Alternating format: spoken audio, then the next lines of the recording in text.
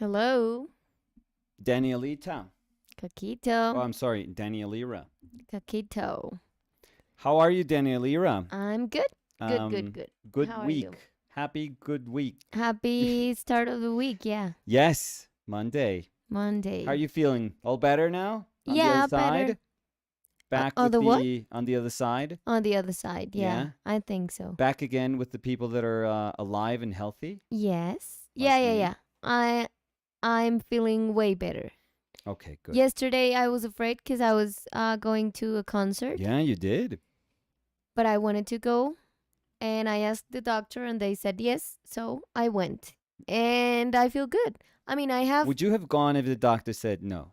no, maybe no, No, because I I was think maybe scared. yes. No, no, because I mean, if I was feeling better, yes, but when I felt like that pain in the back, Yeah, like in the lungs, yeah. then I knew, like, I no. mean, but if it was that bad that day, I'm sure that they would have made more tests Oh to no, see if there was yeah, something of like really no, bad. 100%. But I mean, I was gonna be at night, Yeah. like in a crowd, so like a lot of sweat and then a lot of cold. But I have faith in you. I So had faith in no, you no, and I and went, and I'm happy I went. good, good, good.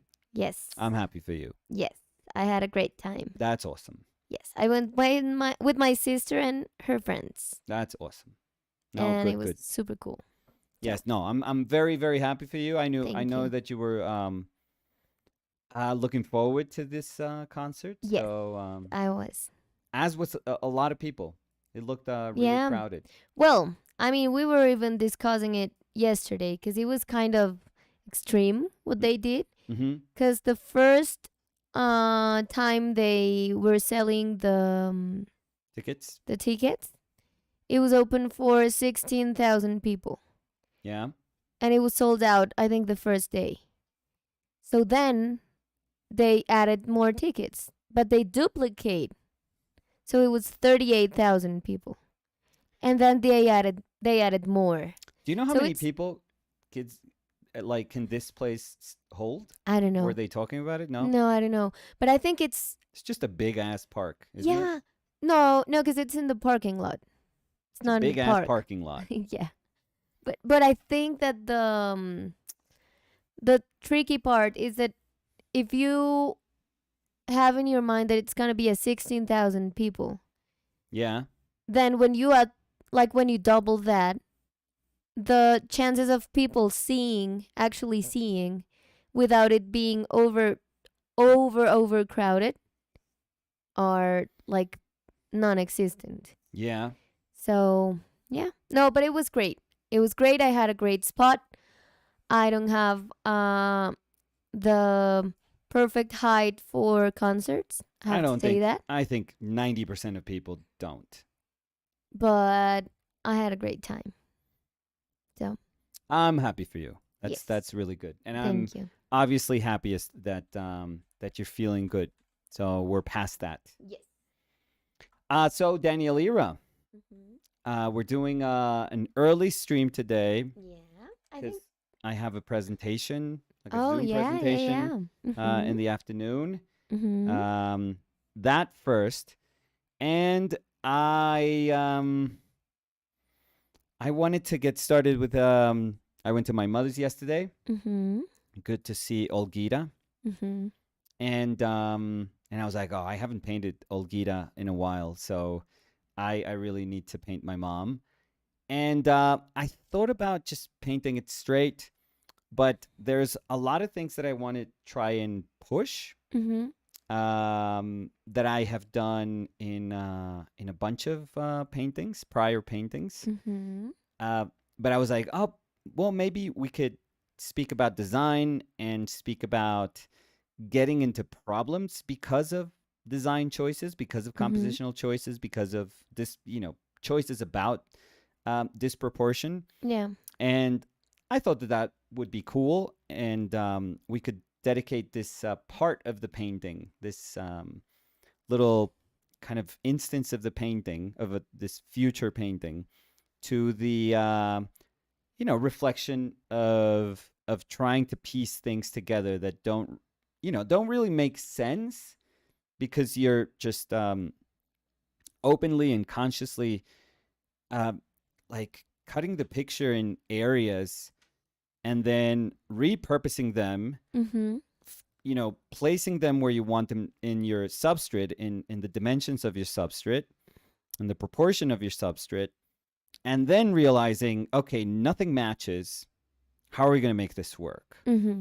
So that I really like doing that. I think I tend to do that quite a lot in painting, especially in prior paintings that I really really enjoy. I used to do that. I used to just say I want this to be this big and I want this area to look like this. Mm-hmm. And I'll usually have transitional areas that I don't know how to solve. I mean I can't rationally solve.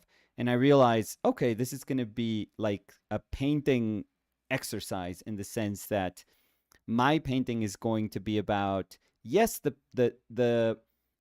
areas that interest me most, which I am prioritizing over others, Mm-hmm. but also because I'm creating this very weird hierarchy, it means that I'm gonna have to reconfigure and like just create new puzzle pieces for the painting in order for things to work in the end, because that's what we're aiming, like for the painting to actually work in the end. Mm-hmm. So for me it's super easy when I do one of these frontal portraits, that a lot of my attention is going to be in the portrait, and a lot of my attention, if there are like hands to be painted, is going to be in the hands. So what ends up happening with the paintings that I do is that I'll say I want, for example, the head should be about that big, Mm-hmm. and then shoulders, and let's say the hands sort of drop like there. You Mm-hmm. realize, okay, it's got to be that's got to be my proportion for the head, and my hands are probably going to be about that big.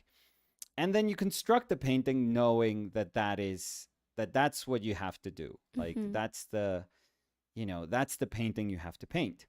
But I'm very capricious, and if something's happening here that I really like, sometimes I see my substrate, sometimes I see the dimensions, and I see the proportion of those dimensions, and I tend to say, no, I want it bigger. And I Mm-hmm. actually like this part, so I want it bigger too.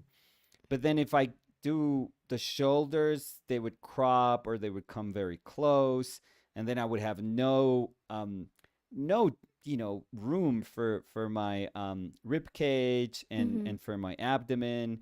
I would have no room for my arms, like upper arm, lower arm.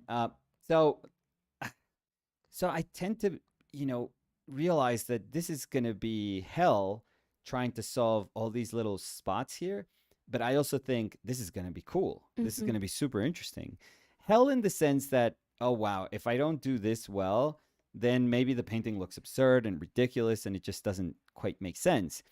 But also cool because I realize, oh, you know, since I can't rationally compose what is going on here, that kind of gives me license to do whatever I want. So Mm-hmm. it's almost like up to me to make it interesting. And if I can't make it interesting, it's my fault. Yeah. It's my own fault. Mm-hmm. It's not going to be the painting's fault. It's not going to be as easy as saying, no, it's because it's disproportionate. No, no, no. There's tons of things that can happen, you know, in a painting that have nothing to do with proportion, or following like underlying form or structure. So uh, I kind of like that responsibility where this is like this area here, this midsection here in the painting, because we're going to do one of these. It's going to be about that. It's going to be how interesting can we make this in order to fit, you know, again, because of Capris, to fit those two um, areas of the painting that call for my attention, that I realize, oh, these are very cool, and that's what we're going to try to do today. So let's see how that goes, and we'll, you know, I'll try to talk through them as I'm making them. Um, uh, yeah, and I'll try to adjust on the fly. We'll see. I think I have a vague sense of what I want to do. But again, until I start putting these things down, we'll really see if it kind of works or if it doesn't. Okay, so that's going to be our intent for today. There's going to be a portrait here. I think I'm going to cut it up top. I'm going to crop it up top because I need as many things. I need to check as many things that give the viewer like they're almost like paving the way for the viewer to then not feel weirded out when I do strange things here. So I need other things to be like preparing you for those very abstract kind of strange moments that are going to happen in the midsection. If I do like a beautiful head over here, or if it's like a very traditional thing that I leave air, from the top of the head, I leave some room up top, I leave some room for that air, and everything is in proportion, and I go down the neck and it's good, and then I suddenly just do really weird things with the shoulders. It's almost like a little too jarring. Like you're not quite expecting anything like that. So there could be a disconnect. But ideally, we're going to take enough chances here, doing like things here with cropping is going to help, and just pushing the direction of the shapes and the sort of natural gesture that those shapes have.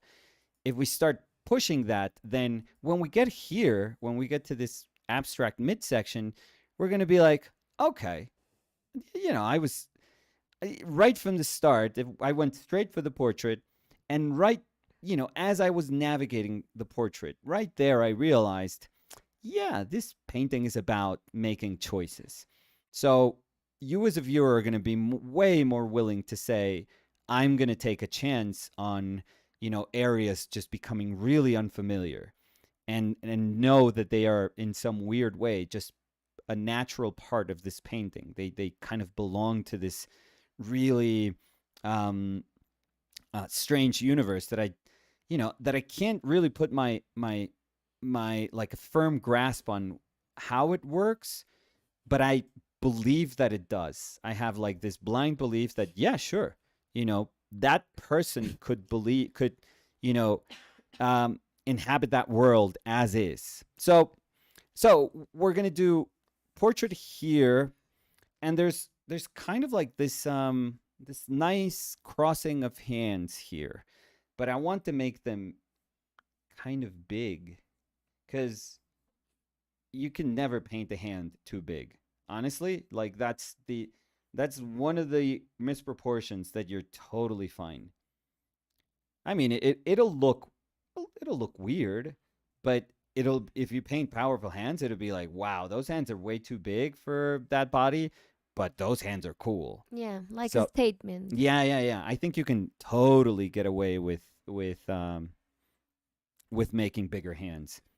And if you look at any sculpture by people that have sculpted like super like powerful grounded figures, from Michelangelo to like Rodin, the feet and the hands Yeah, I are was gonna say just, feet they're too. enormous. They're Yeah. just enormous compared to like the rest of the proportions of the human body. So you can make it work. I mean, it's tough to make it work, but I don't know. That's always like when I hear, oh, that's going to be tough to make work, I always feel like, hell yeah, I suddenly have like a really recognizable purpose for my painting, which is make that work. So okay, so that's going to be like the Attack plan. yeah. The rules for this painting. Let's see if we can pull it off. So, Sergi Arts estaba diciendo hola Sergi. y una carita feliz. Hola Sergi, ¿qué tal? Sergi, buen día. C pequeño was saying hello. ¿Cómo? Hello. ¿C pequeño? No, Zepekenio. Entonces, O C s- pequeño. C pequeño or Z pequeño. No, yo creo que es C pequeño. Como, No, ¿qué? es como decir C pequeño. No, mi amor, Zepekenio. Yo creo que es C pequeño. Le podemos preguntar a... No, Pero además saludaron en inglés. Pues porque hablamos inglés, entonces So, mucha gente. hello, how are you? Yo voy a decir que sé pequeño, como de el ser pequeño. Sé del verbo ser, pequeño de Con como, Z, mi amor, Z-E. mi amor, te estás sorprendiendo porque la gente en No, pero es internet que yo escribe siento, con otra no, pues yo ortografía. siento que es un nombre y ya. Bueno, vamos, ahí nos pueden sacar de la duda. Daniel Kamalingin was saying, Ayo, hey Daniel. Dita Art was saying, I'm not healthy. I have fever and I'm on holiday in Spain and there was a nearby big fire in the mountains nearby. What? Oh, Dita. That's a lot of stuff. Yeah. Well, first of all, you know, And have you it, go to the doctor? Because if you're not feeling, because they were saying I'm not healthy. So if yeah, you're not feeling okay, you should go to see a doctor.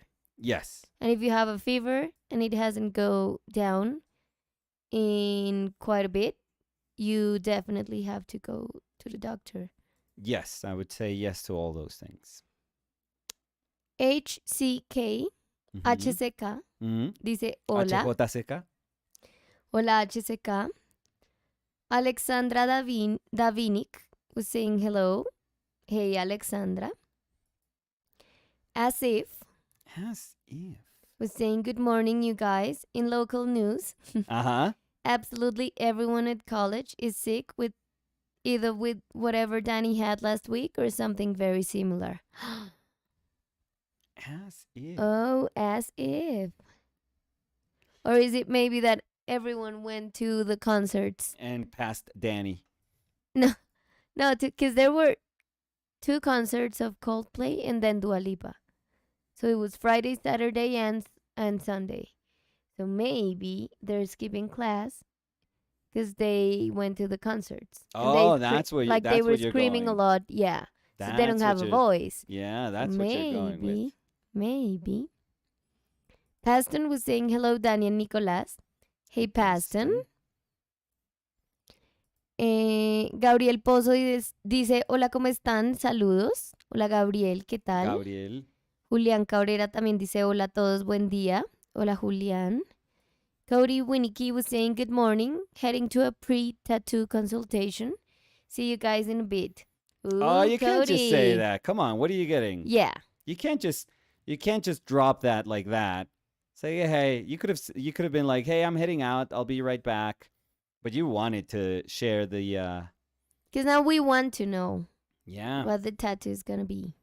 And this sounds super formal, by the way. Pre-tattoo consultation. That's very step by step.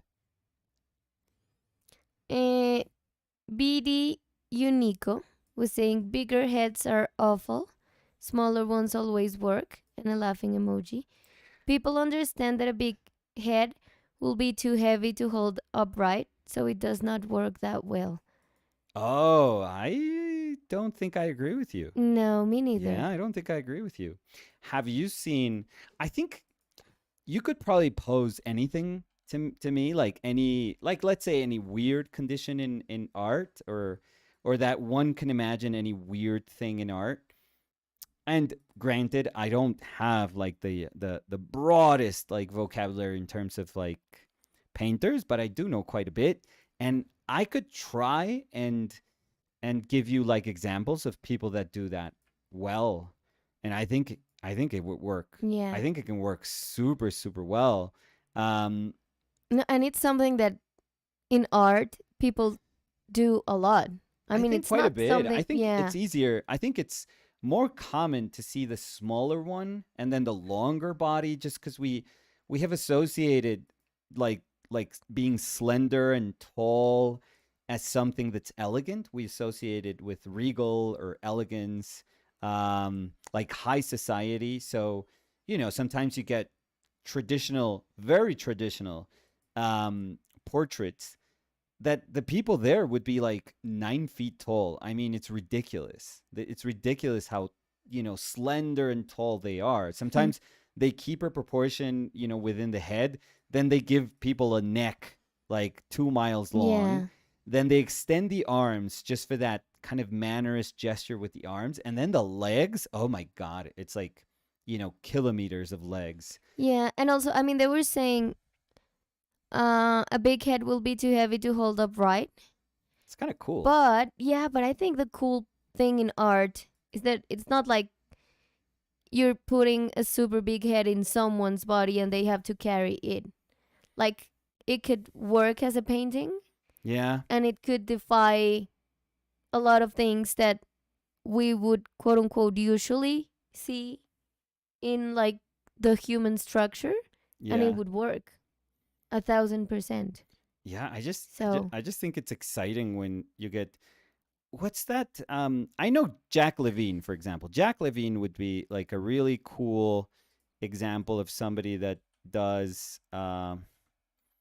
that does the sort of really square kind of heavy head, and the characters are sort of stout and kind of small. But I'm thinking, what's that painter's name? Gromlowski? um Gromlowski? no. But you know who I'm talking about, right? I think so, yeah. But I don't know how to look for them. Yeah, me neither. Mm, mm,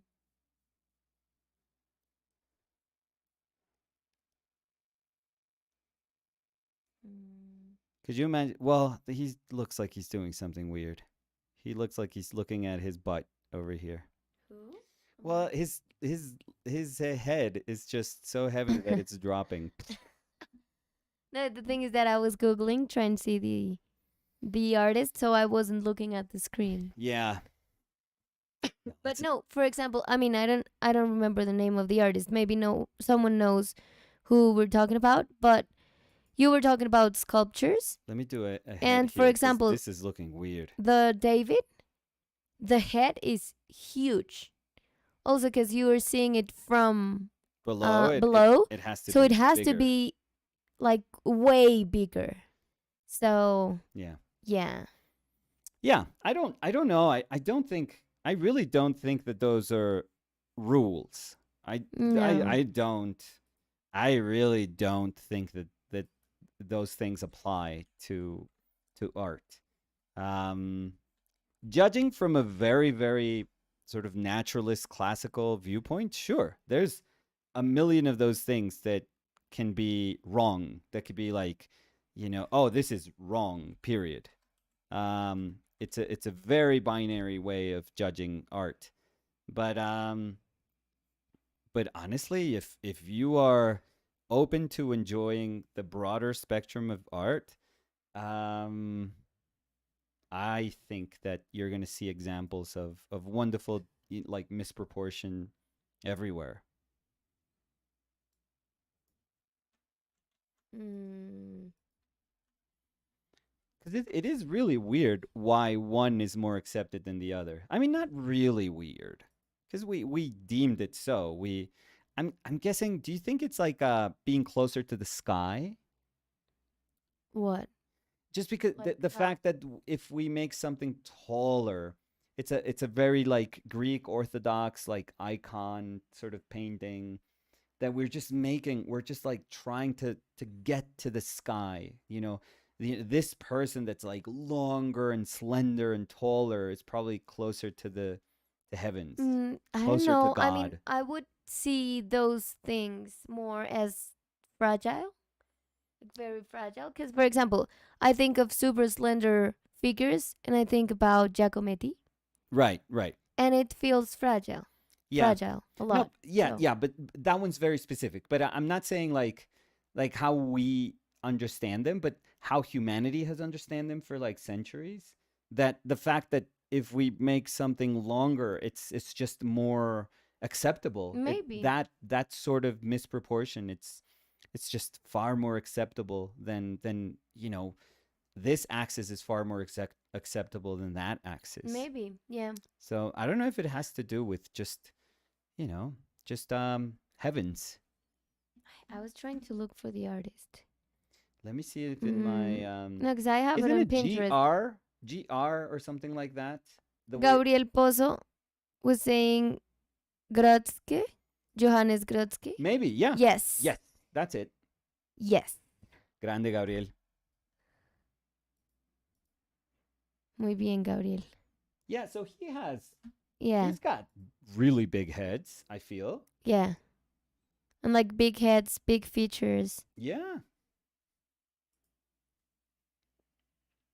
And I think it absolutely Of course works. it works. I mean, there's no you can like it or dislike it, but it works. I Yeah. mean, there's no doubt that it works. I mean, you could look at this one, for example. Look at the So good. kids. Look at all the Yeah, heads. everyone's just like so. Oh, or like Paula Rego, Mm-hmm. very short, Mm-hmm. very like gravity pulling them down, Mm-hmm. super earthy. That's what I'm saying. Like sometimes the shorter characters, the kind of blockier characters, they have such a downward pull to them that it's very nice. They just feel earthy. Like if you think of Goja, Goja felt earthy. Goja felt like all the characters were like pulled out of mud or something. Like they just grew from the earth. They like sprouted from the earth, and they're always like very short, very short. So maybe there is something to that. That short like that short representation just speaks about earth, and the other one just points towards the heavens. So Mm, let's see.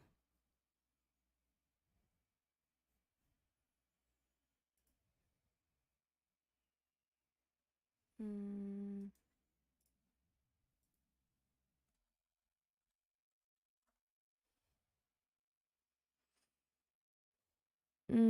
I don't mm, know why with my mother I always take like these super cool chances mm-hmm. when I'm representing her, but I love to do that with her. And she's an artist. You know, she's up for it. Totally up for it. So, let's see. BD Unico was saying, imagine Giacometti with bubble heads. Would it work? And a laughing emoji. Botero works well. He's more into horizontal shapes.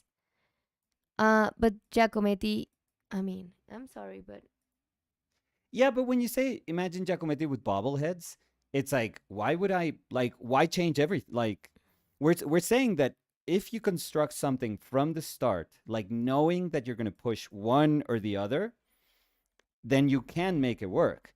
Of course, if you try to put like a Botero head on top of like a walking man of Giacometti, yeah, like, that's ridiculous because it's two things just clashing together. But if you construct it from the beginning, I think it works. yes. It works either way. I mean, it's so hard for me to like try to visualize things that just objectively don't work in art. Like, oh, that does not work. Like, don't do that. Don't. I don't know. I honestly I can't think of anything right now. So, but I think I was going to say that also, if you see some of the sculptures of Giacometti, Yeah. the heads are proportionally bigger for the body he does. Not In always, some, but yeah. for example, look at this one, Nicolas. Yeah. I mean, I could show it here, but the head's bigger. I mean, we're not saying like a yoga balloon size, but it's big. So, like for the proportion, it's big. Like a yoga. Yoga. Las bolas esas. Oh, the balls. Oh, like the medicine ball things. Yeah, Okay, I okay. think that's No, I was lost. I was lost. So that's all me.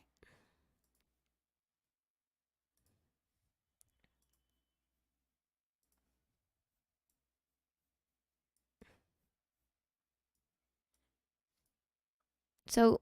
For example, this one, when you see the lighter one, the heads, like for that body proportion, it's huge.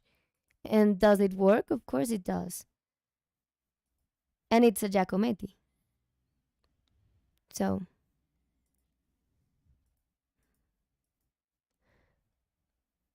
let's see. Um, Gabriel Pozo was saying, uh, I don't know how to read it. Weisenfeld comes to mind. he also mentions the idea of the unreal expressed through anatomy, and I think it works beautifully. That's really good. Oh, you've seen him, Aaron Weisenfeld. The thing is that it says Feld. Weisenfeld. So I think it's. Is it? Is that?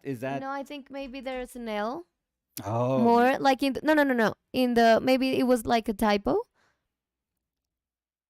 Mm. yeah, he's very good. Oh yes, I know him. Yeah, Yes. he's got that one painting of the tunnel that I've told you. That's I Mhm. think that's probably I think we one even of my talked about that. favorite paintings, like contemporary paintings. I think we were talking about that some weeks ago. No, in some video, in some In a edited video, video? we did. Okay. I think we mentioned his work in like an edited video. Yeah, but that's a great example. And and I think in videos where we were working from imagination, Mm-hmm. because I think he probably has like a really healthy, cool blend of working from imagination, but educating himself from life. I feel a lot of the Mm-hmm. things that he paints, they do feel like they were. It's almost like you learned how to do that when looking at natures in some way. So I think Mm. maybe we were talking about him as an example of that, like as a really cool, balanced example of that. Bruno Sabino. I'm sorry. Ooh. Bruno Sabino was saying, "Hey guys, miss you." Hey Bruno, how are you? Sebastián Briseño was saying, "I love big heads with cool shadow shapes." Tintin was saying, "Hi Danny and Nico. You Tintin, sound go to better. bed. You sound better, Danny." Yes, I'm way better. Tintin, thank you. Nicholas Mijarovich, number 4, saying, "Hello, what's up, everybody?" Hey, Nicola. We were talking with Samu last week, and Samu was telling us that in the playground of his school, in In the soccer in the goalposts. ¿cómo? In the goalposts? Goalposts, Yeah. there are So in the football field. about 4 stickers of the Nicholas Mijarovich number 4 from the album, the World Cup album. So So he I has a think it was presence. definitely the most printed player. Yeah. So he's got presence. Nicola, you've got presence in my Samu's school. school's Yeah. my school's football field.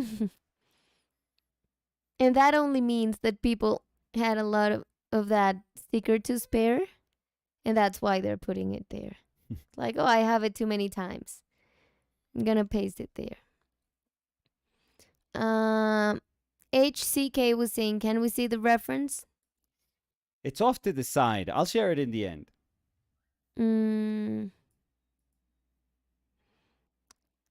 Asif was saying, "LOL, Danny, I wish. But no, some of my friends have been coughing out lungs and bedridden for a week."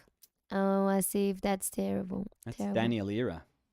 Yeah. No, but I'm way better. Like I am in the other side now. Juan Delgado was saying, "Do you paint from imagination or how do you plan a painting?" No, I mean we've done examples of painting straight from imagination. No real reference. But no. I usually just take pictures and the information that I have in my photo, in my reference, I try to accommodate it to the painting that I want to paint. Nicholas Mijarovich was saying, "Ha ha ha. I'll take it like it's my accomplishment, sure." I mean, I don't know how Nicola looks, but if I see the player in the street, I would be like, "Nicholas Mijarovich?" Because I've seen it so much times and I associate the player with Nicola. So, Very nice, Danny. Ibrahim Salah was saying, "What do you think of these art galleries? I see them a lot. Wanting artwork that is only related to a topic they've chosen or is relevant right now. They usually don't want just a portrait or anything, just artwork made for them based on war or some theme they care about. If they see your artwork fits their agenda, then they show it. But that's honestly, Ibrahim, Yeah. that's like every gallery ever. And I mean, to be completely honest, I think it makes sense because they have to have like something that makes them want that specific artist to be part of their collection. Maybe it's an artist that shows the things they're interested in art. So I don't think that's bad. No, they. I I mean, I mean, think that's I, how it is. yeah, galleries are usually curated. So Exactly. either by a curator or the gallery director, and they are deciding to showcase um, works that, sure, like you could call it an agenda, or you could call it just like a vision that they have for their Mhm. gallery. Like they want their gallery to have like a certain personality, and they'll seek artists that fit that personality. And Mhm. that probably has to do with who the gallery directors are, who the curators are, Mhm. um, who their uh, base is, the buyers, their potential market is. Mhm. They already know, that these are people that are going to buy certain things. So they're probably going to try and push those things. So I know that it's kind of to say, wow, it's frustrating that because I don't do this sort of work, like they don't keep me in mind. Um, but then, you know, it doesn't quite matter. I would say, look for another gallery, and that's it. And that's about it. Yeah, and also maybe it's not the gallery for you if you're looking for a gallery. Yeah, So, I got too caught up in doing features, mhm. but I don't like it. So You raising the bubble yeah, head. let's erase the self Do you need another satisfying eraser? man. Maybe that's not No, we're good. as good As if. as if. No.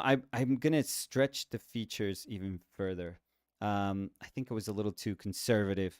Because I want this kind of high uh shape shape just coming off to the side, like almost like shooting out to the side, and then it just drops really nicely here. But I think that I had done the frame for that, but then I had kept my features like super compressed in Mhm. an area instead of trying to have the features match the gesture of the head. So Mhm. we're gonna try it again. BD Unico was saying if you produce works in different styles and have series of works you can fit in several galleries, can't you? You you Mm, you could do that, but that's very tough to do, I feel. yeah. And also if you want people to know your work, it would be very complicated if it's like, oh no, he does this for this gallery to fit, but this other thing for the other gallery, but this other thing for the other gallery. Yeah, I think that So that's I've honestly don't know of a lot of artists that do that yeah, it's just it really is like because then they're not interested in you as an artist, like in your vision as an artist, but in your flexibility to fit the gallery you want to be in. And if they know that you're like in a ton of galleries and you have like super different, like even opposing uh art, like paintings or sculptures or whatever, like they don't make sense. I don't know. I think that would like I think that can work if mm, you're, if you don't really care about the galleries or the work. I mean, you can care about the work in the sense that you're painting, you're going to give it your all to try to make a good painting. But in the sense that maybe the work represents you, and maybe, you just see yourself as a painter in a very commercial way. Like you don't care. You don't care what you're asked to paint. If you have to paint frogs, you'll paint frogs. If you have to paint buildings, you'll paint buildings, and you send the frogs to the frog gallery and the buildings to the building gallery. And it doesn't matter. Like you could sign it different names, like different pseudonyms. It doesn't matter. Like you don't really matter in this equation. It's just about making the paintings that can fit certain spaces and that give you a better chance to sell. Because I'm what I'm getting is that most of these decisions would just be to fit Mm. in, and to be in some way successful, and probably the one that makes more sense would be the commercially successful. So, if you're going to make those sacrifices in order to be commercially successful, then, fine. Then painting becomes like a thing, just like a thing that anyone hires you to do. And you could, like I said, you could accommodate yourself to doing just about anything. I think that that's totally fine. That's absolutely fine. You just have to be aware that that is what you want from your painting career then. And if you're fine with that, that's perfect. That's, if you're fine just having producing a lot of different work for a lot of different spaces based on their needs, great. Mm. Ibrahim Salah was saying, "You're right. I thought it was weird. I saw it like a cinema. They show many different films, war, romance, etc. But probably galleries cannot do this." Well, I think it's more that they don't want to, because also, as Nicolas was saying, there's a lot of galleries that curate their works towards what they stand for, maybe, or what they like in art. Also, as Nicolas was saying, what their client base wants. So I think for them, it's important if people could recognize, like, oh, that's the gallery that carries these type of artists. So maybe that's why they want to, like, have like a solid image of what they're interested in. Mm. Paston was saying, Nicolas, do you have any favorite painters that also work as illustrator? Toulouse-Lautrec comes to mind for me, but I'm struggling to think of more. Thanks. I'm studying for an MA in illustration, and they want us to do some case studies, and I just love the painters. Oh, that's pretty cool. And do they have to be like historical, or can they be from any point? Because I mean, Dore bridge the gap between illustration and art. I mean, it's just a weird thing to say it like that. But sure, work that was going to be reproduced, uh, and um and art. He even painted. He was actually even he did competent paintings too. Gustave Doré. So he is definitely one that can fit that. You know who's like a really cool example? Kupka, František Kupka. He was at the beginning. In the beginning, he was like a political cartoonist almost. Like he was an illustrator, like very politically charged illustrator. He was so good as an illustrator, like so damn good. He's very, very cool. Like he's a really, really cool example of that. Um, who else? I mean, there's a lot of people that have started, or Daumier, Honoré Daumier. He illustrated kind of, and not kind of, he illustrated, and he was doing sculpture and painting at the same time. Um, in more recently, just comic books has a lot of examples of people that started off as illustrators and then ended up doing their own paintings, their own personal work. Kent Williams, Phil Hale, James Jean, Dave McKean. Those are like, Ashley Wood. Those are like examples of people that have um, kind of started in what you would consider like a branch of illustration, and then found a very organic way to then start their own personal work, start to introduce their own personal work into that mix. Um, the Joao Ruas, the guy that replaced James doing covers for Fables, he also started with those, and then started doing his own work that's like super heavy drawing based, and it's like fantastic. His work is terrific. So yeah, there's a lot of examples, ton of examples. Vladan Georgievic was saying Edward Hopper. Hopper, yes, yes.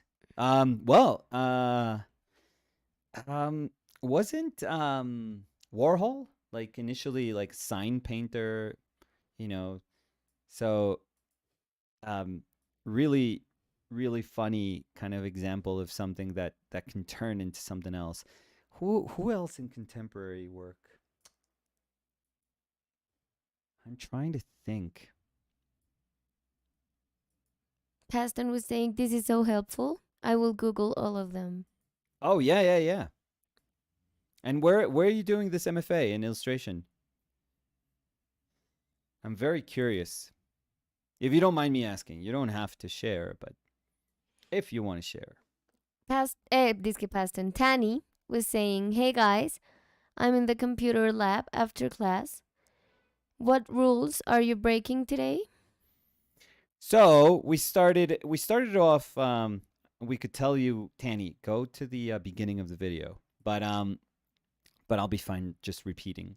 So the simplest one is misproportion, but then the what we're trying to balance, or we're trying to reach a balance in today's image that eventually is going to be a painting, is with the kind of like creation of hierarchies. The fact that we decide that this head is going to be this big, that in the bottom that the hands are going to be that big, but then that we have to start to accommodate the body to those two very caprice driven choices that we have left here. So it is about um, almost like taking the body apart and refitting it, and almost like collage work, so that we can have these two moments belonging to a same universe. But yeah, but this is so much better. I'm happy that I extended the features, because initially they were fine, but it was totally not the gesture that I was hoping for. So I'm glad that I very quickly just saw it and said, okay, this is good enough, a good enough moment to rethink this.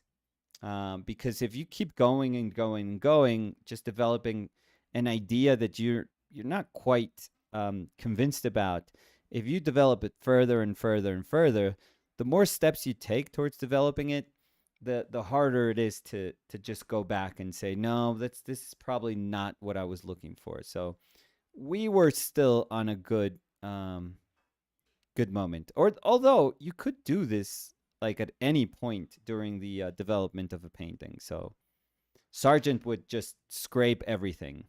If he wasn't happy with how the construction of a feature was going, it wasn't about just redrawing it with a few strokes, trying to redirect the painting with the choices that he wasn't comfortable with. He would just scrape everything and start over again. No, it's okay. Mm, Emily painting elk. Emily. Emily was saying, "Hi, lovely community. I promise to behave today." Very nice And an painting of emoji of crossed fingers, fingers crossed. very nice painting of Tommy, Emily. Very, very nice. And Emily was saying, "I love when you paint your mom, Nicolas. She must be so thrilled every time." Um yes, yes. Honestly, she's very, very generous all the time. She's cool with me, just um she's either cool or just completely okay, go ahead. You know, just like rip the band-aid off, like let's do this. Just go ahead. Um yeah, cuz she's in the nicest way, she's vain. So when I tell her, "Oh, I'm gonna paint you," and she tries to like see if her hair is okay and I'm like, "Mom, what are we doing? Come on, it's not it's not about those things." And she's like, "Oh, come on, just it's not my best day."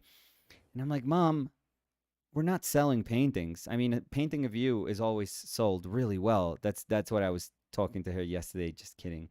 And I was like, "Come on, Mom, just do it for the Samu and Fer were there." And I was like, "Do it for Samu and Fer. Come on." And she was like, "Okay, let's do this."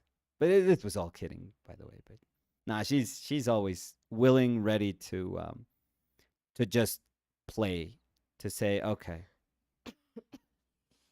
Mm, HCK was saying, "Have you been a graffiti writer? I Mm, can feel a little graph vibe from you." no, no, no, never. I've never done like urban painting.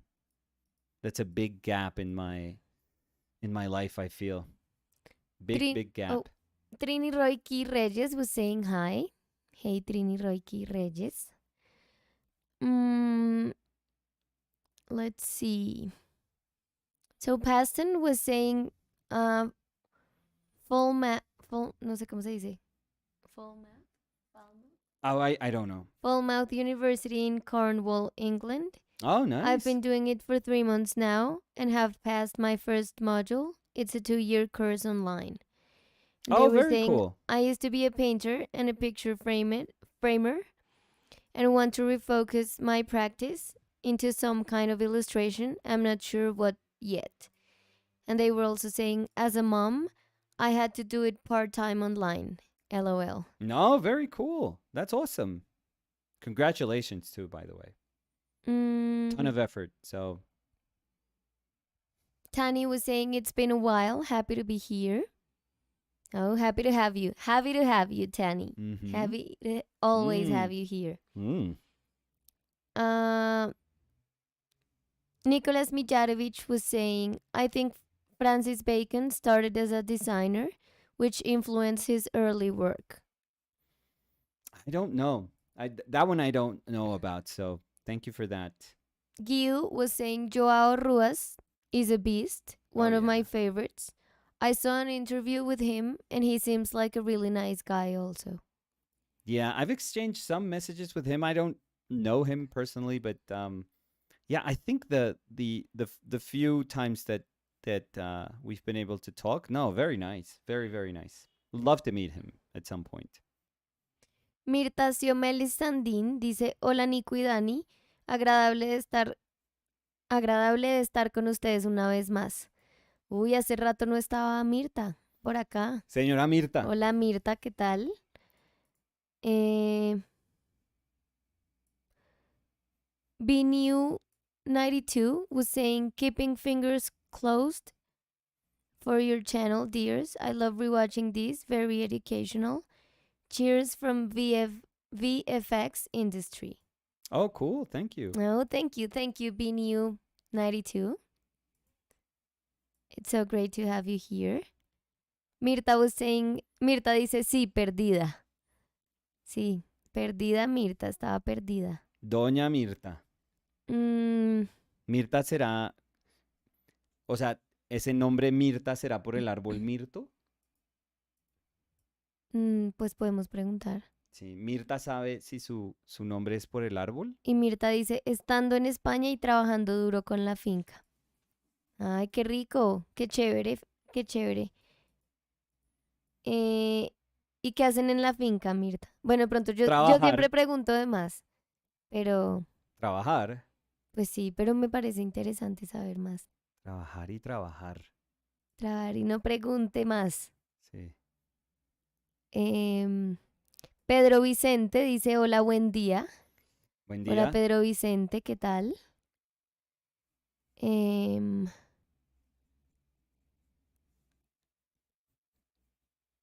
y Mirta dice, y ahora en Suecia trabajando para seguir disfrutando de la finca. Y no tengo la menor idea de lo del nombre. ¿No?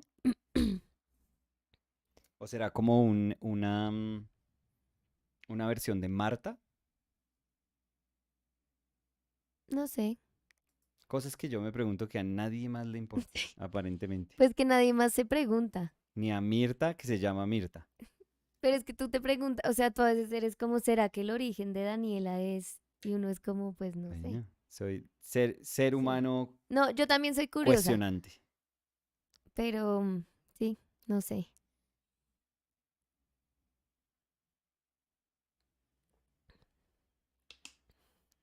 Uy, está fría esa agua. Mm, Mirta dice, es que nuestro deseo es poder mudarnos y yo pintar. Lo recibí de mi madre que se llama Mirta. Mm, Ah, Entonces hay señora Mirta, doña Mirta. ujú. ¿Cómo pronunciarán Mirta en Suecia? Y Mira, Mirta dice, Mirta, tarde, Mirta. mi padre llegó tarde y me puso Siomelis. Pero eso ahí hay dos cosas, ahí hay una historia, Mirta. Porque usted hubiera podido decir, no, me pusieron Siomelis, Mirta Siomelis. Pero el vainazo al papá incluido con la historia, Mi mi padre llegó papá tarde. llegó tarde, que uno ahí dice, bueno, ¿y qué tiene que ver con que le puso Siomelis? Pero no, me gusta es mi papá llegó tarde como siempre, No, pero mi mira que eso papá, puede ser como la historia de mi papá, que yo te contaba que mi abuelo, pues en esa época tenía que ir a registrarlos. O sea, antes era como, oigan, me nació un hijo, como a registrarlo para decir que existe, porque el hospital, por lo menos allá en Sevilla, no pasaban los datos, sino que tocaba ir a la notaría, bueno. Y mi abuelo, coincidencialmente todos los hijos nacen con un número de la lotería a la que él le apostaba. Porque mi papá me dice que a mi abuelo se le olvidaba y le decían cuándo nació y él decía, "Ay, jue madre, tiene un mes, el 9 de junio". O sea, decía así un número cualquiera. Entonces, de pronto puede ser una o sea, historia él como tenía esa. números de la lotería antes de tener hijos, Ajá. números que nunca cambió, Sí, digamos el 9 de junio, porque la historia que sería es el más, 9 de junio cumple mi papá, pero el 9 es un número de la lotería de mi abuelo. O sea, el punto es que de pronto mi papá nació o el 9 o el 8 o el 7 o el 10 o el 11, no se sabe. Mi abuelo dijo el 9, porque pues es el número que se sabía. Em, Van Sant de Lanois la was la. saying hello, Danny and Nicolas. Hey, Van Sant, how are you? Happy to have you here, Van Sant. Oh, Jesus. Mm, Roya Ujú. was sending some heart emojis. Always Hey, Roya. enormous, Roya. Mirta dice, sí, mi madre aún está en vida conmigo en Suecia. Y sí, Dani, a mi madre también tuvo una historia como la de tu familia. Mi madre tiene el apellido de mi abuela, aún más bomba que la de mi padre. Emily painting elk was saying thanks, Nicholas, in a happy face. Tommy's hair was fun to paint. Oh, sure. Someday I hope to paint a successful painting of my mom. Managed managed my dad, but so far I've ripped up two paintings of her. Oh, really? Why do you think that's happening? Is it just about likeness, or that it feels like her, or there's something more than that? Maybe you need Emily that extra energy of I need a hero Mhm. as a soundtrack for painting that. No, I wonder. I wonder what it is. That's interesting Or because maybe it's just a connection, like a different connection with one or the other. I think for me, for example, it's hard to do a drawing of my sister. Like she always escapes me. Yeah, Always. really? Always. Yes. Because I've done my mom, my dad, Mm. and I've tried my sister 1,000 times, but she always, yeah, escapes me. And I have tons of reference Yeah. that I've took from her, but yeah, I don't know. I should give it a try. Of course, yeah. Yeah. But I remember when I was studying that I was like, oh, maybe my sister could help me pose. Yeah, for something. And then I was like, no, I can't. I can't. That's so funny. So, That's so yeah. well. I mean, it is and it isn't because many times we just connect with somebody and there are people that we connect far Yeah. easier than Well, others. and I'm super close with my sister. Like, Yeah. we are very, very close. So I think maybe that's the reason. So, Yeah. Van Sant was saying it's bank holiday here for the Queen's funeral. I had some time to paint, finally. Have you recovered, Danny? I'm getting way better, Van Sant. Yesterday I was in a concert. I attended a concert. Um, and I was scared because I thought maybe it wasn't a great idea. But after the concert, I realized I'm in good shape because I was feeling great in the concert. So, yeah, I'm getting better. I'm also very good with taking my medicine at the time I have to. So, like, I'm super responsible with that. So, I think that helps a lot too. Darian Gallardo dice: Mm. Hola a todos. Garian Dallardo. Hola Darian, ¿qué tal? ¿Qué está haciendo Darian ahorita en estos momentos? Ahorita en estos momentos. Sí. Bueno, nosotros decimos ahorita más tarde. Sí, No, ahorita más sí. tarde paso por Ahora más allá. tarde le mando. Sí, Sí, entonces no nos salvamos. sí. Van Sant was saying, great, that's good to hear, Danny. Thank you, Van Sant, and thank you so much for asking. Uh, Emily Painting Elk was saying, haha, ask my psychiatrist joke. Mm. Yeah, for me it was I remember it was different painting each other, painting either my father or my mother. It always feels like a different experience. Certainly when I painted my dad, it just I'm trying to remember how it felt like, and yeah, it was tougher, I feel. I think it like some years had to pass before I realized that I could try and approach a painting of my dad in the same with the same sort of liberty that I felt with my mother. So there was almost like sense of like dread slash respect when I was painting my dad. Do you think it was maybe because he was more strict? Like, Yeah, for sure. Yeah. But yeah, he like we ended up kidding yesterday when she was just sitting there and posing. I don't think my dad would have been that sort of no. I mean, I know my dad wasn't that sort of person. mm-hmm.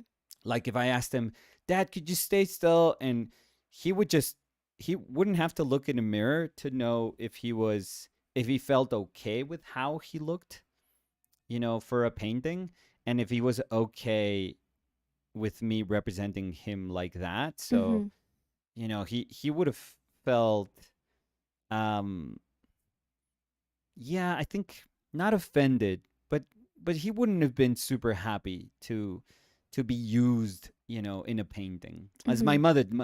my mother is like, yeah, my mother can be like, "Oh, come on, today. Okay, go ahead." Mm-hmm.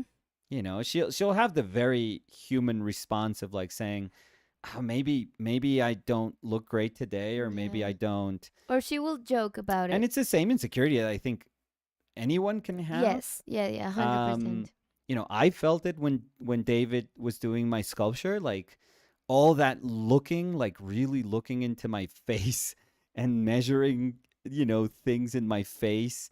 It just felt I felt super vulnerable. So I know that feeling is there always. I mean, I'm sure there's people that are super vain and they're just ready whenever anyone says like, "Can I take a picture?" It's like, of course, I look wonderful. Mm-hmm. But I think for most of us, it's just it's a little strange. Yeah. Well, for me it is. Sometimes I tell you like that's amazing for painting, but please don't show that. Yeah, I know. And sometimes we take photos and we're like, "Oh my god, look at this." And it clearly is a picture that may have been like Oh, a good idea, but then afterwards it's like, "No, no, no, no, no. This is not." talking about that, I remembered I have to show you because it was funny. Um, we were yesterday talking about that, like a picture that someone took of my sister playing soccer. Yeah? Oh my god, Yeah, not the best moment. Nicolas! I mean the worst. Yeah, I mean, yeah, yeah, yeah.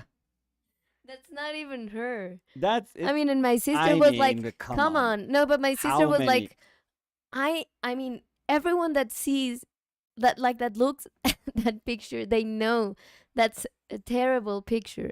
But someone had to take the picture, and then they had to decide to upload it to the soccer tournament she's in. Oh, that was mean, I feel. Yeah. Yeah, they were So just being my sister mean. was like, "That's like a hate crime," Yeah, no, because that's they decided to put that picture on Instagram. yeah, no, that's mean. And That's she just was very laughing mean. so much. She was saying, we were all saying like, you, the good thing is that you look so different that No, you could even no, think it's she's not you. recognizable. No, no, she's recognizable.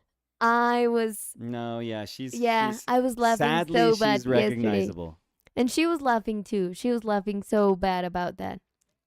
Because she was telling me, like, I think in all my 31 years, this is the worst picture I have of myself. But she has to keep it then. If it's Of course, like I if have it now. yeah, She has it. yeah, Her fiance has it. Like, if it's one of those things that you can't do anything about no. anymore, like there's no like it's pointless to just I wouldn't be the sort of person that's like, "Oh, I'm going to write to them and see if they could take it down." Like No, no, no, no, no. she was, It's like no. And you know my sister. I mean, she was like super okay with that. But it was so funny because she was like, no, I kept looking at the picture and I was like, is that me? Like, do I look like that when I play soccer? well, for like a 1/200th of a second, yes. Like how many like imagine all the faces that you make when you're doing anything that's like physical. Yeah. Like it's I mean, Yeah, but that, no, my goodness, that's so good. Yeah. Let's see. I mean if she lets me do a sticker with it, then that's something different. No, no, But no. That's why I didn't send it to you. oh, it would have been a sticker in like 20 Like seconds. a viral sticker. So, um, Van Sant was saying, what's the difference between solvent and liquid? Both fluidify the paint. Um Now, Van Sant, remember that solvents are not mediums, would never be considered mediums. I would say liquid is a medium, is a painting medium. Um, Now, I'm not entirely sure about the benefits, if we can call them benefits, that liquid would have, aside from like fast drying. But I would have to look into like alkyd mediums to see if there's like if there's a genuine benefit to the handling of paint when using when deciding to use them as mediums, because mediums have to provide that. A medium can't be um, difficult to work with. It could be beautiful, but if it's not malleable and if you can't work with it, if there's no workability, then it's pointless. So mediums do have to extend paint and let you use, paint in many ways. So uh, yeah, I'm trying to think. I mean, there are things about having a gel medium that are quite wonderful, and one that kind of dry, within an hour's time, an hour and a half's time. You can sense it turning into gel, and it gives you tons of like little effects, and you can start to use the medium in one way, and as it gels, as it dries, as it oxidizes, you can start to push like a different quality of the exact same medium. So it gives you that. There is a degree of versatility because of that. You can glaze with it also. You know, a lot of people don't appreciate the overusing of liquid, but I do think if you use it sparingly and if you use it well, which means using it like thinly and not just like using an excess amount of medium in your paint, um, you would be fine. You would be totally fine. Uh, but yeah, but that's a medium. A medium should impart your paint with properties that let you sort of affect the handling of paint, in very specific ways. Um, but solvent does nothing of those things. A solvent is like a necessary evil, and we use solvents traditionally because there are things that we could use, that would serve a purpose that we need, and I'll give you an example in a second. But because of their natural properties, we wouldn't be able to use them if we don't thin them down, if we don't like cut them down with a solvent. So, for example, when we use linseed oil or any drying oils, um, they're great for, they're absolute beautiful vehicles for paint. They do yellow. Traditionally, they'll yellow. Some yellow less than others, but they extend paint beautifully. So what that means is like, if you have a little glob of paint, let's do a little emoji here. Ooh, that is full of like these little, pigment, bits, like little molecules there. If you have like a little blob of whatever color you're using, oil is amazing at taking this. Let's say there's all these little ones, and extending it in a really large area, really, really large. So they're going to be spread out like that. Choop, choop, choop, choop, choop. So there's going to be a ton of space between them that wasn't here where they were far more compressed. But what oil can do is that it spreads them out and they don't lose their property. So, I mean, there'll be a point where you're spreading it too thin and you're using, a way too large of an amount of oil when you're mixing it with paint. But ideally, when you're mixing the right amount of oil with your paint, that oil should let you just spread that color beautifully, and the pigment is not losing any of its properties, none of its properties, because, it may be stretching it thin, but the properties of the pigment remain. The natural properties of the pigment remain. So that is a fantastic vehicle. But here's the thing, for example, in paintings that needed another layer, well, this would be an underlayer, but if you needed to paint something on top of that, they realized, okay, let's use oil because oil proved to be wonderful, at extending color. So that's great. Let's extend color again. Let's extend another area of color on top of this little lasagna bit of paint that has oil. And what they realized is that it would beat up like crazy. It would make little beads, and you could like push it with your brush trying to make it stick to the surface, but it would beat up and it would be, almost like this layer became, ¿cómo se dice? Que no se puede, como impermeable, unpermeable, impermeable, unpermeable. One of those is right. It wasn't permeable. So the underlayer wasn't permeable to the oil that was going to be laid on top. So that's why it would beat up. So what they realized is like, we have to help oil. Oil is such a fantastic vehicle. It's doing so many things right, but it just doesn't stick to a surface. in terms of adhesion, it's terrible. It's absolutely terrible. So we as humanity realized, hey, here's a pine tree, and when we cut it, it gives out this sap, this really kind of thick sap, and that thing is crazy sticky. That resin is super super sticky. Maybe we could mix that resin in with the oil so that it can stick to the surface. But they realized, no, this thing is like stick like molasses. Like some of these resins can be very very sticky, and others can be very very hard. There are resins, in trees that can be super super hard. Amber, for example, is a resin that's really really hard. It's not really meant to be used for painting, even though it's a natural resin that comes from a tree. So they realized we can use this. We can use this damar, resin that comes from the tree. These little crystals that come from this tree. But we can't use them like this. So what they realized is that if they distilled all of the because they used to call everything that would come from a tree turpentine, like you know hundreds and hundreds of years ago. They wouldn't quite specify what was the solvent and what was the resin.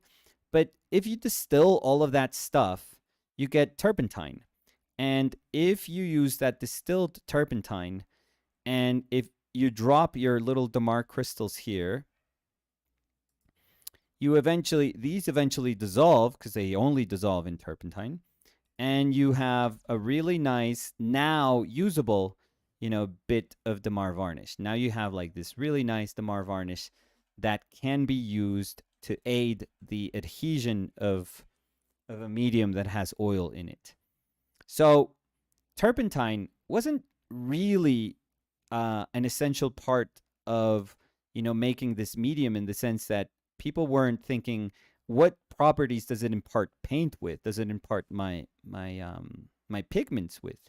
They would just they just knew that they had to cut this damar, this crystal, down so that they could mix it with the oil, because if not, it would have been you wouldn't have been able to handle it. And paint handling is one of the most important things in terms of mediums. So solvent is one of those things that we use because we need to reduce something.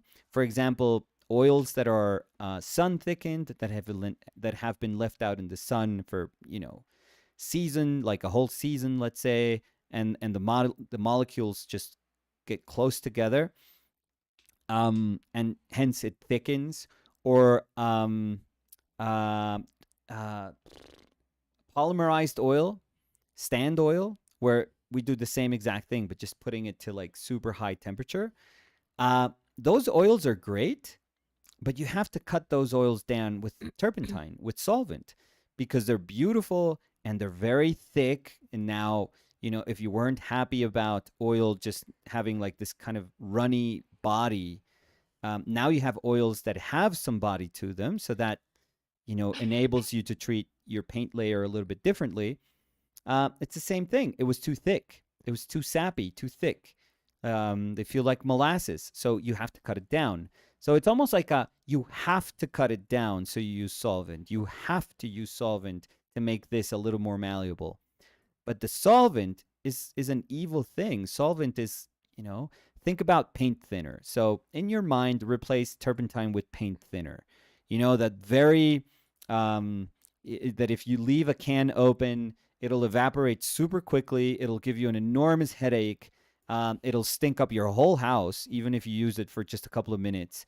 So think about how strong paint thinner is, like traditional paint thinner. And that's exactly what turpentine is. It's just that it's a lower grade solvent. It's just it's a little more noble, if you want to call solvents like more noble. But and we have solvents of different, there's different types of solvents. There's alcohol, which we rarely use at all in painting, in traditional painting. There are petroleum distillates that we can use for painting, even though they're not super popular. Nowadays, there are for lacquer, not lacquer paints, for enamel paints that used to be only dissolved. You would have to dissolve them with thinner, with paint thinner. So you would have to wear a mask and have like proper ventilation. Nowadays they have these new enamel paints that can be dissolved with petroleum distillate. So you can use solvents that are far weaker than the ones that we used to use before.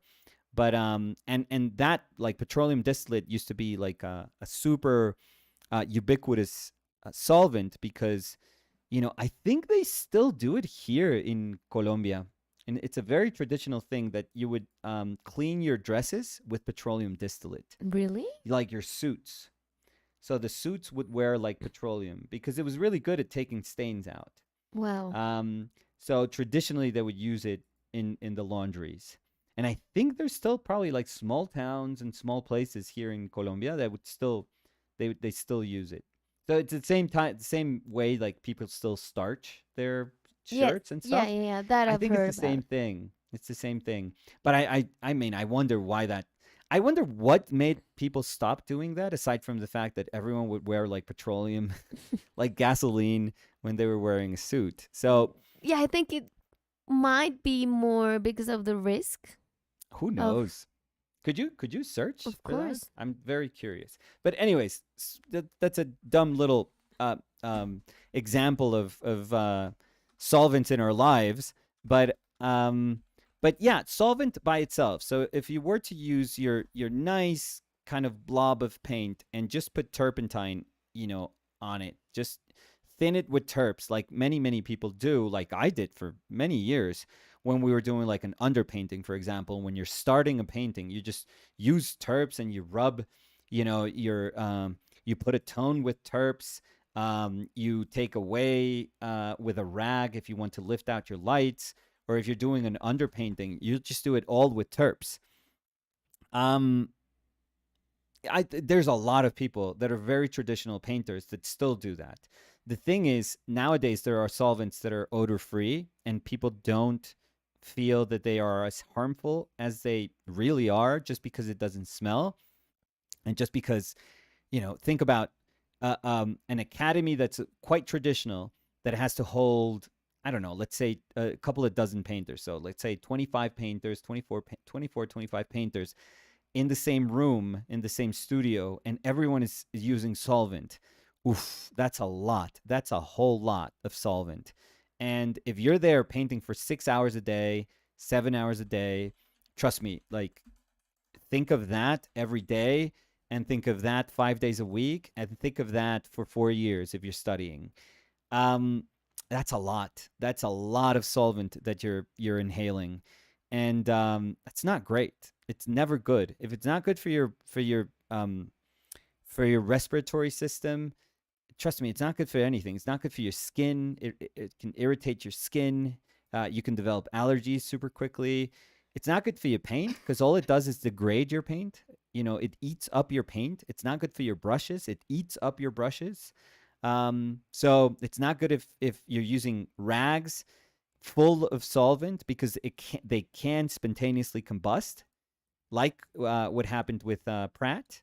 So at Pratt, the whole the painting faculty burned down because of rags. So um, yeah, I mean, it's just, again, depending on how you want to see it, it's a necessary evil. But it you really have to weigh in why you're using it, and if it is strictly necessary for what you want to do. So sorry about all the drawing. I hope that made sense a little bit. No encuentro, ¿sabes? ¿No? No sé si estoy buscando mal. Barsol, pon Barsol en lavanderías. Barsol, lavanderías. A ver.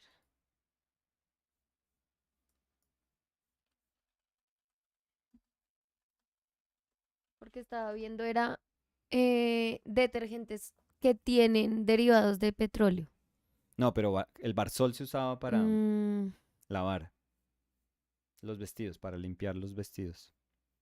a ver, espérate. No, imagínate uno oliendo a Barzol. Podría llamar a mi mamá A ver, espera. y decirle, mamá, ¿estás en vivo? Por favor, no digas nada. Pero, Si quieres saber, miremos qué dice acá. Dice, eh,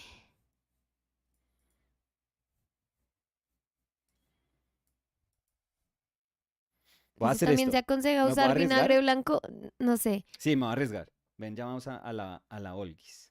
Primera vez que la Olguis va a estar en vivo en esto. Aplique un prelavado o barsol si es grasa. Sí, claro. Em,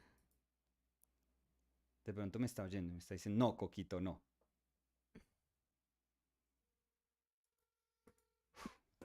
Esto es un riesgo grandísimo. Vamos a ver.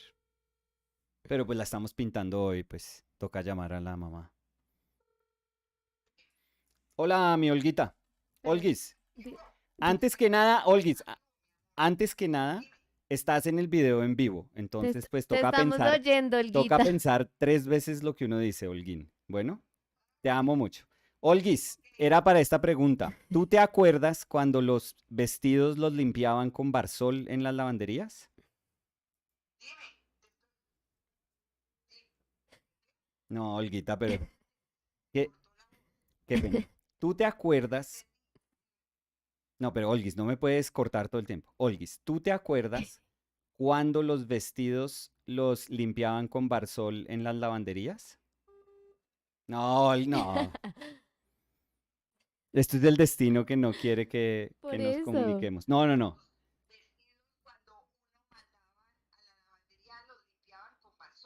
Sí, sí.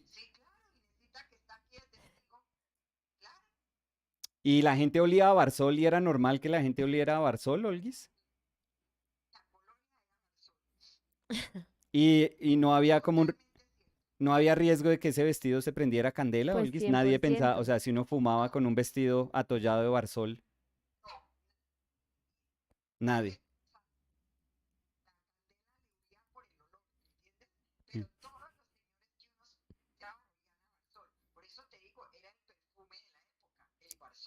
Muy bien, muchas gracias.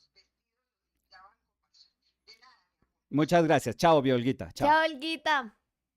Es que estaba con Inesita, Olguita. Sí, Entonces, no sé qué tanto se escuchó. nada. Pero la Olguis dice que el barsol, Se que es un usaba. derivado de petróleo, se usaba, Y que que era el el perfume de la perfume de época. la época Me era gustó ese. eso, el perfume Sí, de me la... gusta Como también. dice ella, La colonia de la época, todos dijo. los señores olían a barsol. Pero sí. eh, Curioso, ¿no? Todavía debe haber sitios que lo hacen. Es una cosa ahí extrañísima, toda tradicional.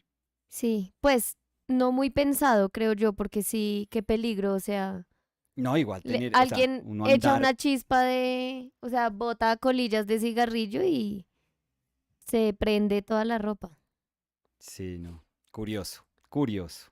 Em, a ver, mira, usos de barsol en casa. Hay algo curioso, dice lavado en seco en casa. ¿Y uno cómo puede lavar en seco? No sé, o sea, nunca había oído lavar en seco en casa, pero ya es como la tercera página que veo que dice. Bueno, em, a ver, Me acabas de hacer pensar que yo nunca he sabido exactamente lo que es lavar en seco. O sea, supongo que es como un vapor a súper alta temperatura o algo así. ¿sabes qué? Creo que yo tampoco sé. Pero yo siempre he pensado que hay una máquina especial para lavar en seco.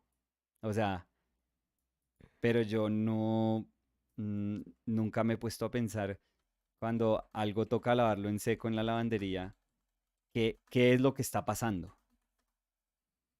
A ver, en el caso del lavado en seco, este es un método de limpieza que utiliza solventes como el percloretileno o PERC en vez de agua. El Per. beneficio de esta técnica es que conserva bien las prendas de material fino como la seda o lana, que no pueden mojarse sin perder sus propiedades. Mm, ¿En qué mm. consiste el lavado en seco?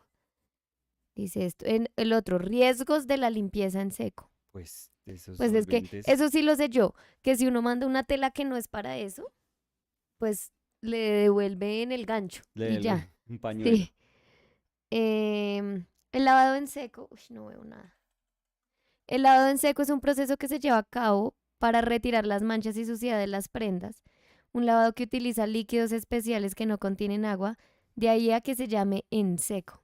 Mm. Pues igual son otros líquidos, ¿no?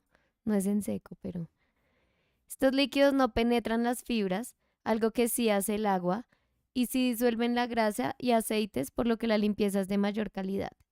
Existen varios tipos de limpieza en seco, diferenciándose estos principalmente por el solvente utilizado, siendo los típicos el percloretileno, los hidrocarburos y los fluidos siliconados. Sabremos cuál utilizar en cada caso dependiendo del símbolo circular que aparezca en nuestra etiqueta, PHC o SI. Pero hidrocarburos, No sé. o son O derivados este de petróleo, sí, son pero este es un mundo nuevo para petróleo. mí. Yo no sabía nada de esto.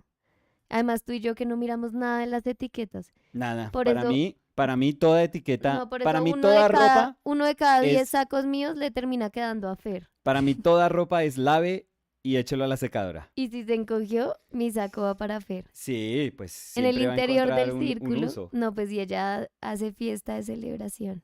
No, pero ahora la verdad lavamos y colgamos mucho. Sí, en el interior del círculo puede aparecer qué letra indica el tipo de solvente utilizado, bla. Eh, a ver.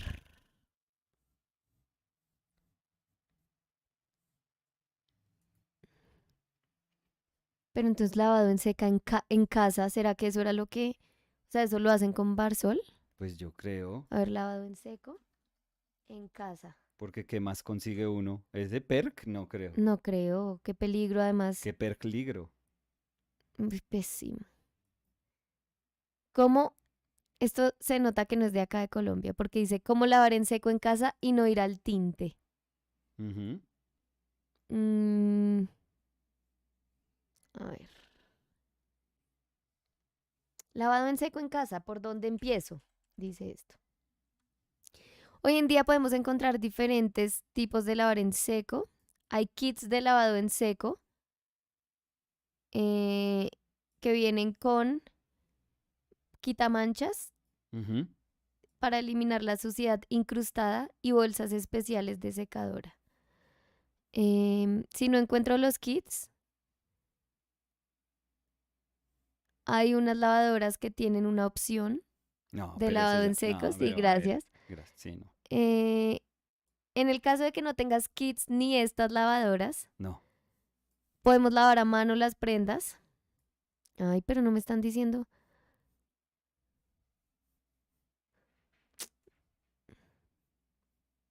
Ah, no, esta la peor página.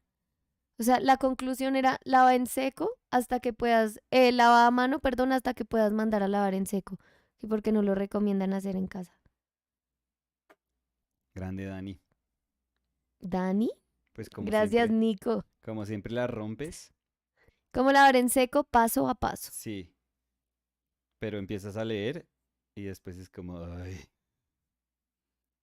A ver.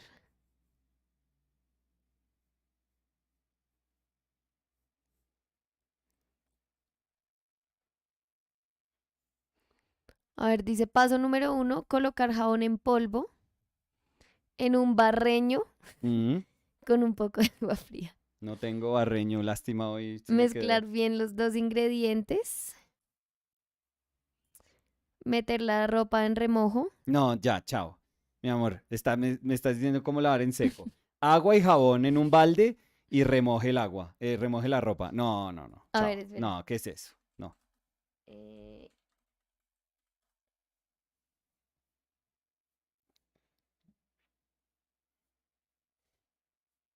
mm, máquina de limpieza en seco de petróleo. Mm. Venden la máquina. El uso de solventes para lavado en seco.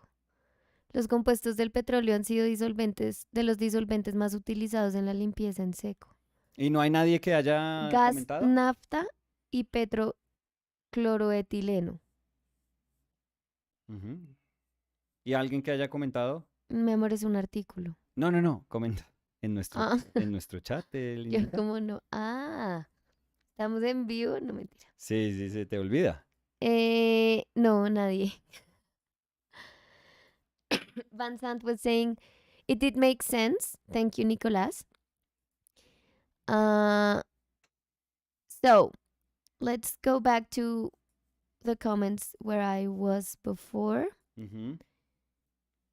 So Emily Painting Elk was saying, interesting, Danny. Makes me feel better. We won't give up. Yes, Danny, maybe just too close. My skills aren't up to showing all I see and feel about her. Yeah, I think that happens with my sister too. It's weird. Darian Gallardo dice, acabo de salir de un examen de la uni. Uf. Y ¿Cómo una le carita fue, como de sudor. cómo le fue, Garian? Darian, ¿y qué tal? ¿De qué era el examen? ¿Y si estudió? Y Darian dice, con ganas inmensas de retomar 2 pinturas que estaba haciendo. Eso es, muy bien. Em, Marcelo Peralta was saying, hi Danny and Nico, hi chat. Hey Marcelo, how are you? País Llanero Ay, llanero. dice, hola Dani y Nico, hola chat. Y dice, your hair looks amazing, Danny. Thank you, País Llanero. I retouched my roots for the concert. I did it by myself. Mm. Yes. Briley Moreno Riley, dude, you're in vacation. What was are you saying, doing? hi Nicolas and Danny, excited to be back Oh, you're back. with you both. London and Paris were incredible, but honestly, Paris blew London out of the water. Such a cool culture and incredible artwork everywhere. Nicolas, Yes. I wanted to ask you a few art questions Oh, that Jesus came to Christ. mind while I was there. Oh, Riley was taking notes. Okay. First, Let's see if we can do this. I think with a few artists, I struggle to see what's impressive or outstanding with their work. For instance, For instance? I wanted to ask where the great pull is towards Bonnard, Oh my God. who I think I've heard you say great things about. Yes. We both love him. I did like some of his work, but many of them didn't quite hold my attention. And lastly, I wanted to ask, what's your opinion on Van Gogh? Van Gogh? Van Gogh. Van Gogh? Van Gogh. Ugh, I went with Oh no, now you're just spitting. Van Gogh. Uh-huh. Van Gogh. Van Gogh. Van Van Gogh. Gogh. Van? Van Gogh. Van Gogh. I seem to remember you not being fond of his work. I would say it's not my favorite either, but I'd love to hear your perspective. Sorry for all the messages. Excited to be back. No, super cool. Let's see. So, Bonnard Well, but we can start and in a more generalized tone, just saying that, regardless of who the painter is, it could be an absolute genius. And you don't have to like anything. yes. Like, I'm fascinated by Goja's dog, and I'm sure there's people that go past it and say it's a dog. Yeah, there's even You're been like, people here that are like, but why that painting? Yeah. So, and I'm never going to change. Like, I don't care. Somebody could write a treaty on why that painting is just forgettable. Who cares? Like, I would read it and put it down and never even think about what I read. Yeah, there's some things that move us. There's some things that will never move us that, people make us feel that they're supposed to. I've never liked when people make you believe that if it doesn't move you, then you are ignorant in some way. That, this is your fault. This is something that you lack. It's not the artwork's fault. The artwork is perfect. This has to be your problem. You have to educate yourself.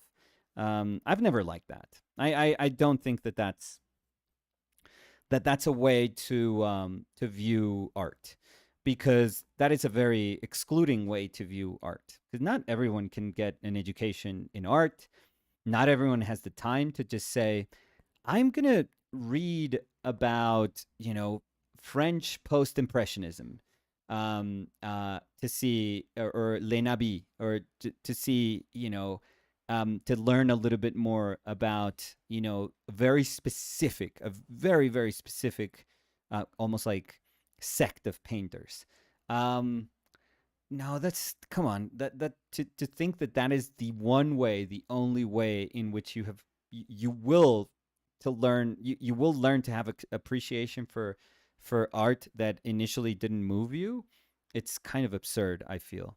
So I'm of the I am one that believes that if you're curious, if your curiosity is spurred, then it's cool. Like, go and look for stuff and go read stuff, and just to sort of whet that curiosity, just to satisfy the fact that you were thinking like, wow, this is weird, and maybe I'm missing something, maybe I'm not getting something. I like it, or maybe you can't make up your mind if you like something or if you don't. But um, it just seems like an enigma to you. It just seems something that's worth investigating. If you do that, oh, go ahead, go crazy, like go nuts and investigate, and search to your heart's content about the whatever you want to search for. Um, so in your case, it could be Vuillard or Bonnard. Um, but if you are convinced that there's nothing that you could read because it just doesn't move you, and sometimes we go like, yeah, this is not for me. Hmm. It's just not for me. It's just, sometimes It's just there's, or no. think I'm about it. sorry. It's like music that sometimes when you hear it once, it just doesn't do anything for you, and then maybe by the 100th time that you listen, or maybe 10 years go by, and then you go like, oh, I just didn't get it at that point, but now Yeah. I've been listening to this and it just hits different. Yeah. Or maybe you'd never like it. Or maybe, exactly, or maybe you listen to it and you listen to it 50 other times and you're like, nope, I'm pretty sure I'm never gonna like this. Yeah, Like, because I was gonna say it's just different sensibilities. yeah, yeah, yeah. So So I, Briley, like, for me, I think both Vuillard and Bonnard hmm. are, some of the most important painters of the 20th century, for sure.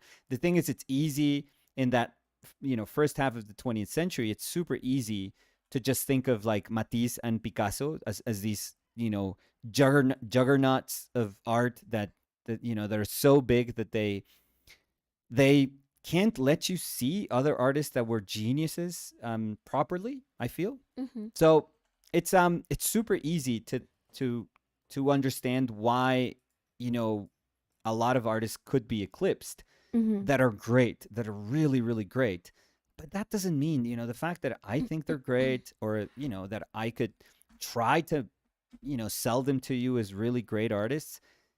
It doesn't matter. Like, if it doesn't do anything for you, dude, it just doesn't. Or maybe I could show you, I could, I bet I could show you, Bradley, like, maybe at least a couple of paintings of them that you would be like, okay, that is cool.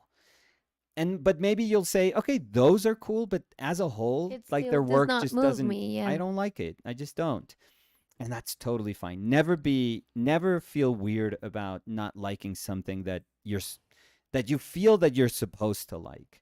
Um, I would say that the responsible thing, and not because you owe anything to anyone, but the responsible thing towards yourself, if you are interested as a painter, why you're not connecting with something is to say, let me think about this a little bit more and let me see why I don't like it. I'm not going to change my mind. Yeah, like But try to peel yeah, but let the me the understand, layers exactly. too. Let me understand why, if I can get to the root of why I Hmm. don't like this. And that's going to tell you a lot of about who you are as a painter. So Mm-hmm. that's going to be super, super useful to you. Yeah. Um, but again, honestly, there's no obligation to do any of these things. None of these things. You're not there, nowhere in the manual of how to be a painter you have to like or respect every single, work of you know painters that have been deemed to be geniuses. Even like if you go to the Renaissance or High Renaissance or Baroque, there's always feuding painters. Always, like there were painters back then that would think not highly of other geniuses. There were other painters that were, enormously critical of people that nowadays, with like 500 years of history that we have, like, you know, um, behind us, that where we can judge their work in a far more contextual way, we can say no, they were both geniuses. But at the time, people would be like, no, that's horrible, that's horrendous, that's everything that's wrong in art. Mm-hmm. So even within their own time, like their own timeline, like they were, they were not moved, and they were highly critical, and they were just very quick to dismiss tons of people that we consider as unequivocal geniuses. So yeah, don't worry about that. That's totally fine. If you felt that, that's totally fine. And also know that those things can change. Those things are never set in stone. Like, you could be somebody that at some point says, like, for example, me, and the one that does like a real number on me is Whistler, because there was a time that I just never liked Whistler. I just didn't. I just thought it was lazy painting.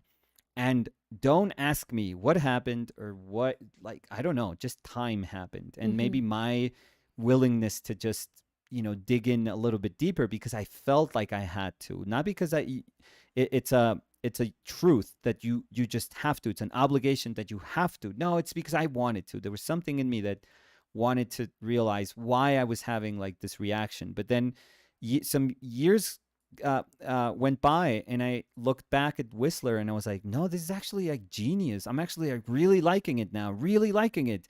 And the more time goes by, I think, you know, obviously I changed as a painter and as a human being, and I started to become a little more in tune with my sensibility, where this painting, that I completely dismissed at the time, that I felt was, there was very, few things to it of value, suddenly just opened up to me. And now I think Whistler is an absolute genius. Mm-hmm. Like, his nocturnes are some of the most beautiful paintings I think ever. So it is weird. Like, you can change your mind. And I think there was a third. Oh, the Van Gogh. Mm-hmm. Oh, Uh, and no, and just I wanted to say, just no, to go end ahead, the please. Bonnard Bona, section, yeah, oui. which I think it's very pertinent to this, like the fact that there's people that are gonna like it and there's people that are not gonna like it, and that's it. Mm-hmm. In Bonnard's case, for example, Matisse always said that he loved his work and Picasso hated his work, and he openly said that he didn't like his work. So, I mean, you could see how people could say, nope, it's not for me. And someone else could say, oh, it really, really moves me.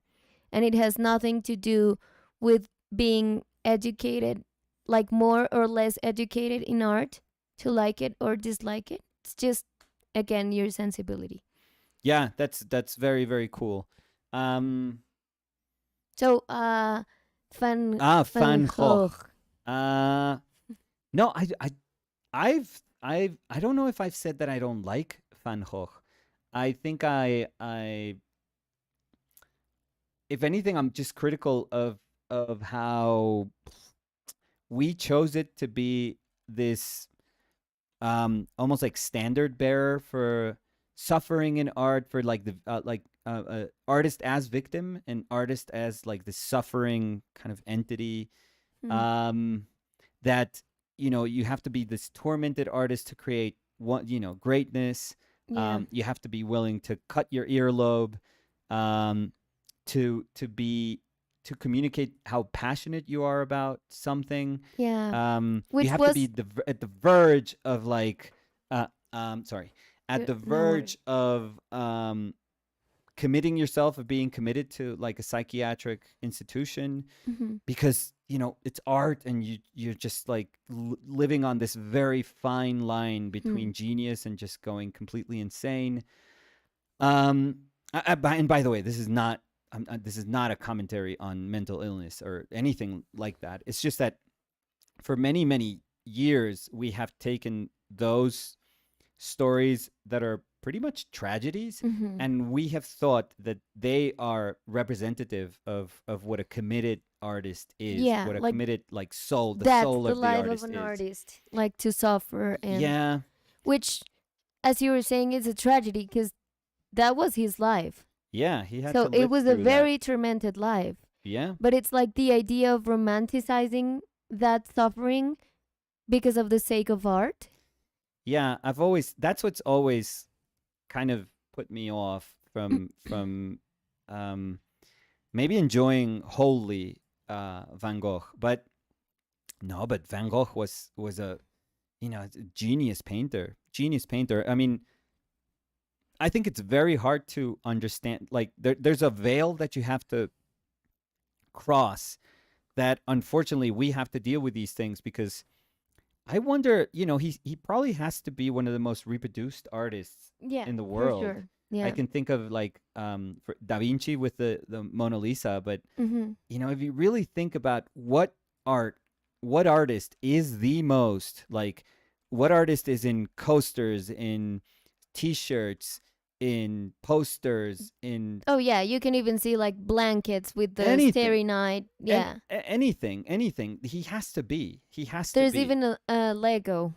Yeah, I actually I thought of buying that for my mother, but Yeah, yeah, I saw it too. I thought of your mother because it yeah. also has like the There's tiny there's a frame and like a Van little Gogh. Van Yeah. Gogh.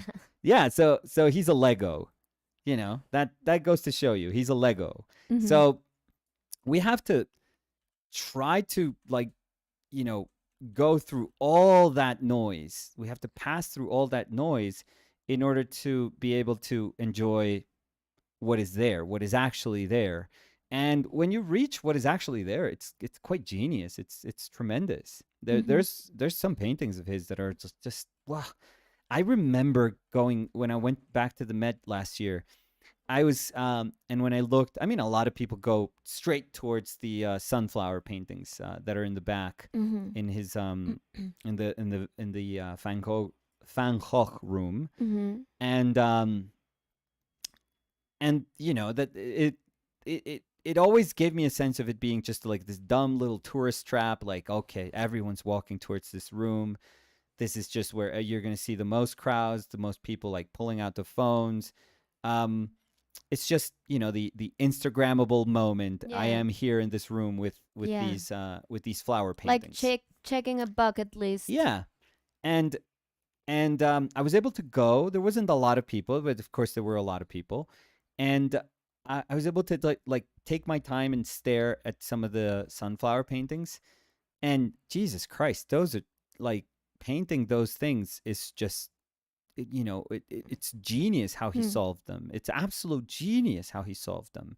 So no, as it's sad that as a painter, there's so many things that he's become that are other things that are not about painting. I feel like Mm-hmm. he's become this name that yes starts from painting, but it's just about so many other things Mm-hmm. that it's kind of sad that those things tend to block us Mm-hmm. from understanding what he did a little bit better. 500 years from now, when people have the distance, and let's say the paintings are in the same state that they are right now, like hypothetically, you can be sure that 500 years from now, there's going to be so much more distance that they're going to be able to see this, and maybe the humanity has gotten rid of a lot of the drama that's put into this. Maybe there's no need to buy, to sell coasters with art anymore. Maybe we have advanced in a way that's not the way in which we can consume art anymore, or can consume art related pieces anymore, or that's not the way in which art can be part of our lives. We're going to redefine it into something maybe a little bit deeper and kind of um I guess more emotional, and we don't need a mug Yeah. like to say that I don't know. I was going to try to do a play on words with the Starry Night with a mug, but I can't think of anything right now. Mm. Um no. No. Maybe give me like 5 minutes. Can think of something. Eh. But maybe hopefully that's going to change, and we're going to be in a time where where people can actually enjoy those paintings for what they are, and not for everything that was that goes alongside them. I think same thing happens with like Frida Kahlo, for example. There's so much about her own history that of course you can't take it away. That's absurd.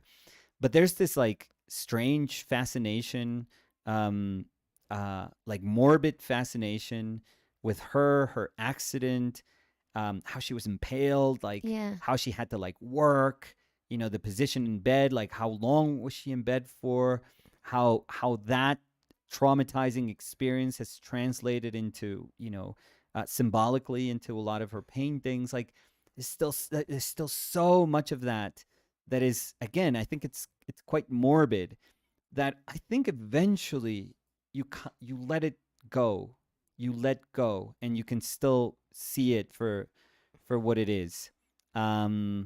So yeah, but I do think very highly of him. I do think like he's an incredible painter. It's just that it's sad almost. It's almost like how Klimt, like Gustav Klimt, is very hard to digest properly, I feel, without feeling like, oh my God, another dumbass Klimt like little pattern or kiss reproduced. And it starts getting so saccharine that you don't realize that it's Klimt. Like he's a genius. He's like an absolute genius. And it's very sad that because we have peppered like a lot of his work into these products and images, and reproduced in images that have heightened, the sort of more romantic, or more, or it has been injected with this, overly romantic, I don't know, just imprinted with this view, with this way of consuming it, that it's tough. The kiss of Klimt and Rodin's kiss, the sculpture, it's like the same thing. It's like, ugh. Sometimes you just want to be like, yeah, I don't want to look at it, or I want to look at it, but my brain is just full of so much crap regarding this image that it's making it hard to see. So maybe what we need is time and just separation, and we'll be able to consume it properly. So I have a joke, but a terrible one, with the Oh, Starry so you're Night thinking it's a good mug. idea? Because you said mug and the Starry Yeah, a Night. mug, yeah. So it would be steer, like Oh, stir stirry. night. Yeah. But you have like a spoon in the Yeah, mug. no, So that you can works. like That totally stir. works. Yeah. Yeah. That totally works. A kit. It would come with It's a the kid. little, Yeah. it's stirry night. Yeah, yeah. And the spoon would be a brush. Okay, now you're pushing it. So That's expensive to Starry reduce. Night. Oh, perfect. That's You're perfect. welcome. Yeah, no, that's perfect, Dan. Let's see. Um, let's see. Um,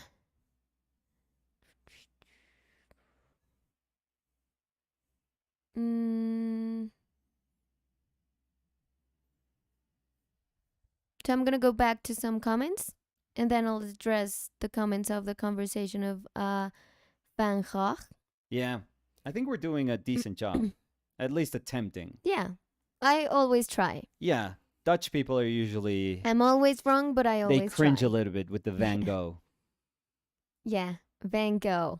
Yeah, Van Gogh. Van Gogh. It's like, oof. Here we say Van Gogh. I had a friend that was Van Italian. Gogh. Oh yeah, in Spanish, Van Gogh. Van Gogh. Van Gogh. So it's B. It's not even a V. Van Gogh. Van Gogh. Yeah, Van Van Gogh. Gogh. Van Van Gogh. Mi mamá es Van Gogh. Van Gogh. El artista Van Gogh. Yeah. Yeah. But yeah, I'm sure Dutch people cringe a little bit. I had an Italian friend that she could not deal with when we were in art history class, Mm-hmm. that she would hear Giotto, and she was like, "Come on, Giotto. yeah." She would be like, "It's the teacher. Say Yeah. Giotto, Yeah. Giotto." Yeah, she was dying. Yeah. But I think I'm okay. It does not make me cringe with when people try to do the pronunciation of something in Spanish. I don't think, because I've always like I always think like I've been there and they're trying. So it's Oh just they're yeah. trying to communicate. No, because I've seen people that are like they are like very pissed off. Pissed off? Yeah. Yeah. Because of people not doing the correct pronunciation. Yeah. So, yeah, I'm not one of those that gets like very angry because of that. No. Emily painting elk was Yeah. saying, I'm so, in all caps, so glad I learned that an essentially quote unquote solvent free way of painting was possible early on. So liberating. Yes. Yes. And Tint. nowadays, what Emily's saying, like nowadays, it doesn't quite has to do. I mean, it doesn't have to be uh painting like me. That when I paint directly on paper and no solvent and you're just using your paints. Um, no, not at all. Or at least that's why I'm a little more generous and I say Mm-hmm. minimizing as much as you can the use of solvent. Because when we are doing underpaintings, we have used liquid, and when we have to sort of oil out or try to get our layer to look like what it once was, we have to use some sort of medium to help us do that. But I would say minimizing is important. The word minimizing is probably the fairest of that. But commercially, and this was so not available when I was young, commercially, you can get a ton of stuff nowadays that is solvent free. You can get tons of mediums that are solvent free. So you can even get alkyd medium, solvent free alkyd medium from gambling. Now, is it going to dry super fast like liquid does? No. Is it going to feel exactly the same? No. But it's solvent free. So if you want to make that decision, then there is an option for you right there. Tintin was saying, can't seem to capture my mom's energy and joie de vivre. I Uh don't know how huh. to say that. Yeah. Joie de Joie. vivre. Joie. Joie de vivre. Yeah, that's good. Since she passed away a year ago, but we'll keep trying too, Emily. I remember the paintings. I remember the paintings, Tintin. It's very tough. It's very, very tough. This is, I don't know. I don't know. I haven't, last painting I did of my dad was the shoes, Yeah, my I dad's remember. shoes. In Yeah. The Our Painted Lives. Yeah. Yeah. And I felt that was, I don't know. I wouldn't know how to go back to painting my dad. It would be very, very difficult, I'd feel. Like super difficult. Why? I just don't know. I just feel I just feel the conversations, like for me it was even funny just like calling up my mom like a second ago and just knowing that this is my mom, like, and as weird as this is, that as this image is right now, this is my mom. Oh, Like 1,000%. I could show it to my sisters and my brother. This is my mom. Danny looks at her. This is Yeah. my mom. I could show it to Samuel Fer. This is my mom. I could show it to all my nieces and nephews. They're gonna say that's their grandmother. Like that. There's just, and they would say it without an ounce of a doubt. I could tell you. And it's not quite that I'm doing such a great job at portraying her. It's just that I kind of know my mom. I know my mom. Oh no, when I painted my dad, but You I scared painted me. no, no, Where? no. The and I talked about this that I hadn't painted him. The one that I did from imagination. Oh, So, yes, and I yes, think yes. that's why it was a perfect, like, it the perfect subject matter to treat, Yes. trying to paint him from imagination, Mm-hmm. because I think I'm at a point now where my dad, I mean, obviously I close my eyes and I can see my dad. I'm probably going to be able to do that for the rest of my life, but it's an idea of my dad. Yeah, like how he felt. Yeah, it's like everything, Yeah, like the gestures. yeah, yeah. I remember when I did that one, which I actually really like that painting. Yeah, I like it too a Um, lot. I mean, it's not, obviously, if you say, does that look like my dad? I'm sure all of my mother and my sisters and my brother would be like, yeah, it doesn't quite look like your dad. But if I said, but is that my dad? They would be like, yeah, 100%. Like that represents your dad, like beautifully. Hmm. So I think that there's a gap between just representation and then getting to understand like how to portray how you feel about somebody and how you perceived them throughout time. I think like there is a change that can be made. Again, I hate to bring this variable up so much, but I think that comes with time because it's very, very difficult. It's very, very difficult. For me, it was, I don't know. I don't know if I would have been able to paint that painting before my dad passed. And I don't think I can paint my dad now that he has passed in a way, in like a, naturalist manner. I just, Mm-hmm. I don't know. Because to try to flesh somebody out that you knew, Mm-hmm. but that it's not there anymore. So you're only going to be able to compare it to photos and Mm-hmm. and photos like, going through memory, like Yeah. passing through memory. That memory is such a morphing agent Yeah. that I don't think I can do it. I just don't. It's I don't know if it's about copying a picture, sure, but we're not talking about that. Like anyone can, in that sense, I could just make anyone who is very adept at copying pictures. I could ask them, could you copy my dad? And they would be great, and they would give me a painting that looks like the photo that I gave them, and that was my dad. But we're speaking here about things that are a little harder to Grasp. grasp. Yeah. Yeah. So País Llanero was saying, Tintin, I totally get that.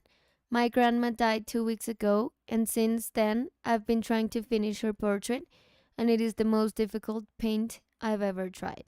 Venga, país. No, no sé si sabíamos. No, país, lo Bueno, siento lo mucho. sentimos mucho, Sí, no, país. no, creo que no sabíamos. Mm, let's see. Sneha Sima was saying, hey Nicolas, hey Danny, super late to the live, but I'm here. That's what matters, that you're here at the end. Not that this is the end, but like Oh, I'm that done. you are here. Liad was saying, hello, Hey, Liad. there are rules in drawing. Oh, that's the better question, right? Powell Zioba was saying, hi everyone. Hey, how are you? So maybe they can let me know if I'm Oh, butchered it doing an entirely. okay Yeah, no. an okay job. It was a tragedy. Eddie Haskell was saying, is that Camila? No. I don't know if Camila Ogorman, oh my Gorman, looks a lot like my mother. I mean, my mother is a lot older than Camila, so I don't know why I said Camila. Oh, but you directly went to Camila Ogorman. Yeah, I think so. There is something, but no. My mother is a lot older. Because I had no idea Beautifully what the older. question was. No. I think I got it. Maybe. Let's see. Gaff. So Katia. Belly loves kiss. Katia was saying, Katia, and I thought about you yesterday, but let Oh. me read the question and I'll tell you why. Katia was saying, hello, Just hello. because. What a drawing, Nicolas. Just wowie. Danny, are you feeling better? Yes, I am. Actually, Katia, yesterday I went to a concert and I remember you because when we were getting out of the concert, they were selling the mango biche. Not in the car, the one that I described, but they had like the glasses of mango. Did you get some? No, I was super tempted, but everything was so crowded and I was afraid of the like the cold cuz when you're in like the bunch of people in the concert, Yeah. the temperature is so high. Everyone's like sweating. It's horrible. But then you start walking outside and it's so cold. Was So- everyone sweating? Everyone was like sweating because we were like so close. Everyone was close because also I was I was not like in the front, but I was close by Yeah. to the stage. So we were like in a we were like a mass of people there.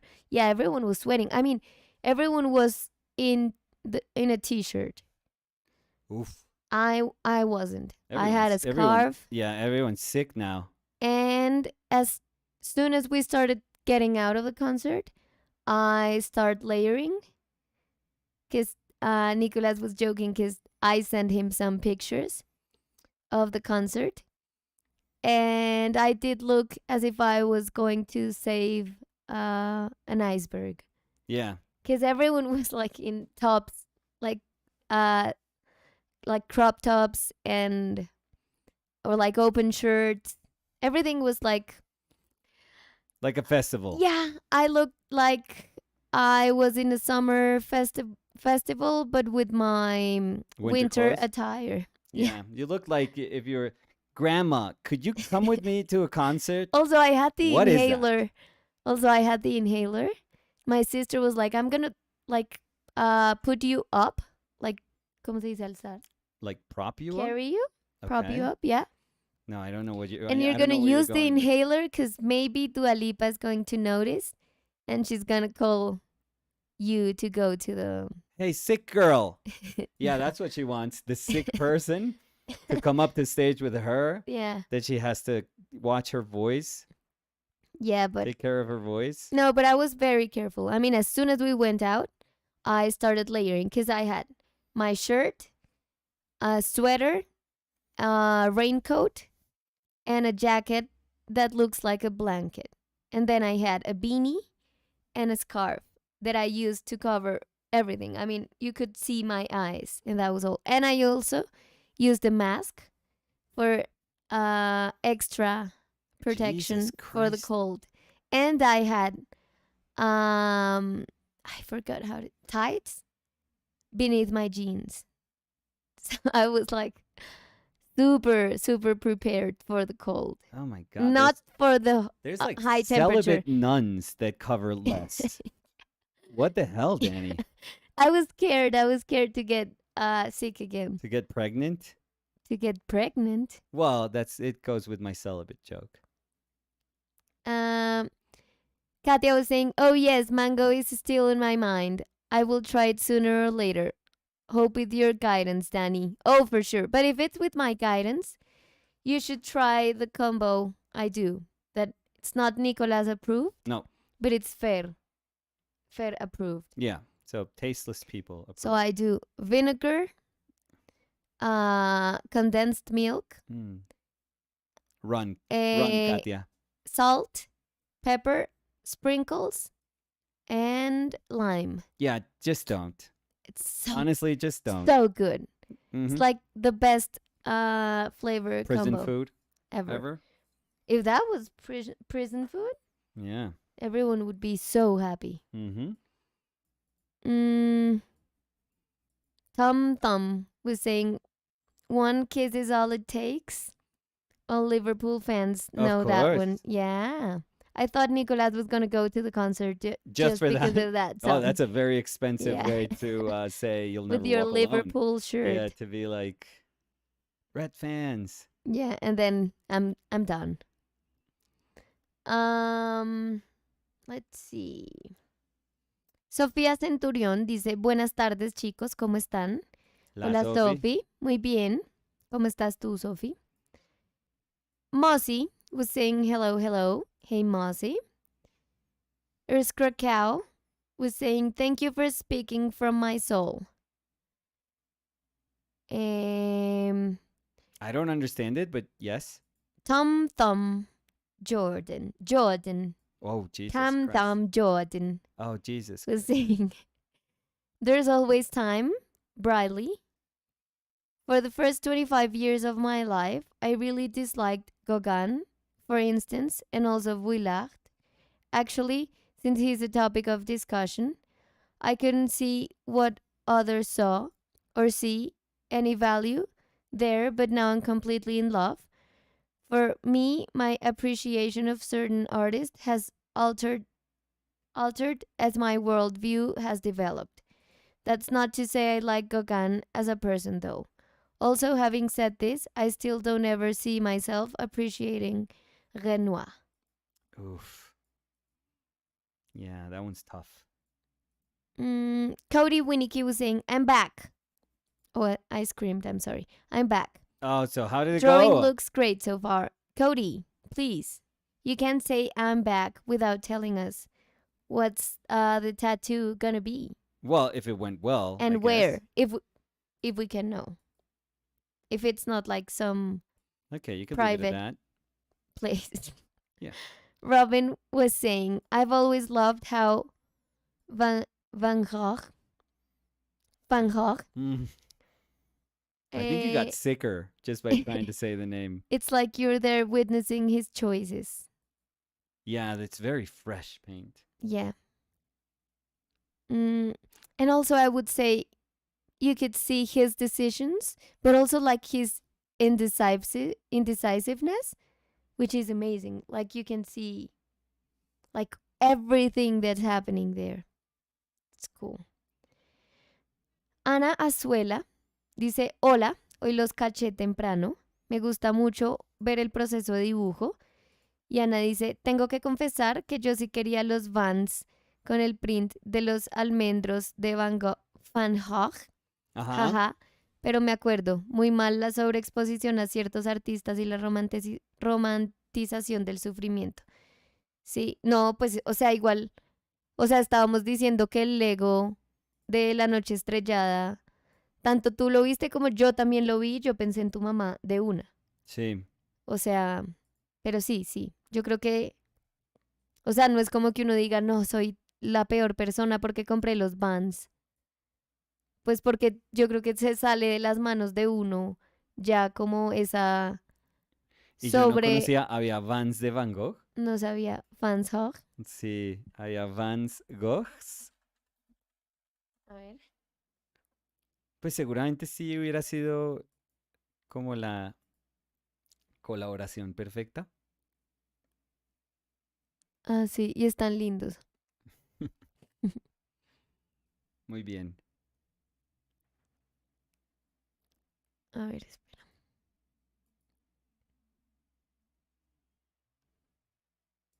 Mira, estos están lindos. Están bonitos. ¿Qué le vamos a hacer? Pues igual, a ver, si lo, si lo hacen es porque saben que se va a vender como pan No, pues caliente. todo lo que hacen de él se vende todo el tiempo. Pan caliente.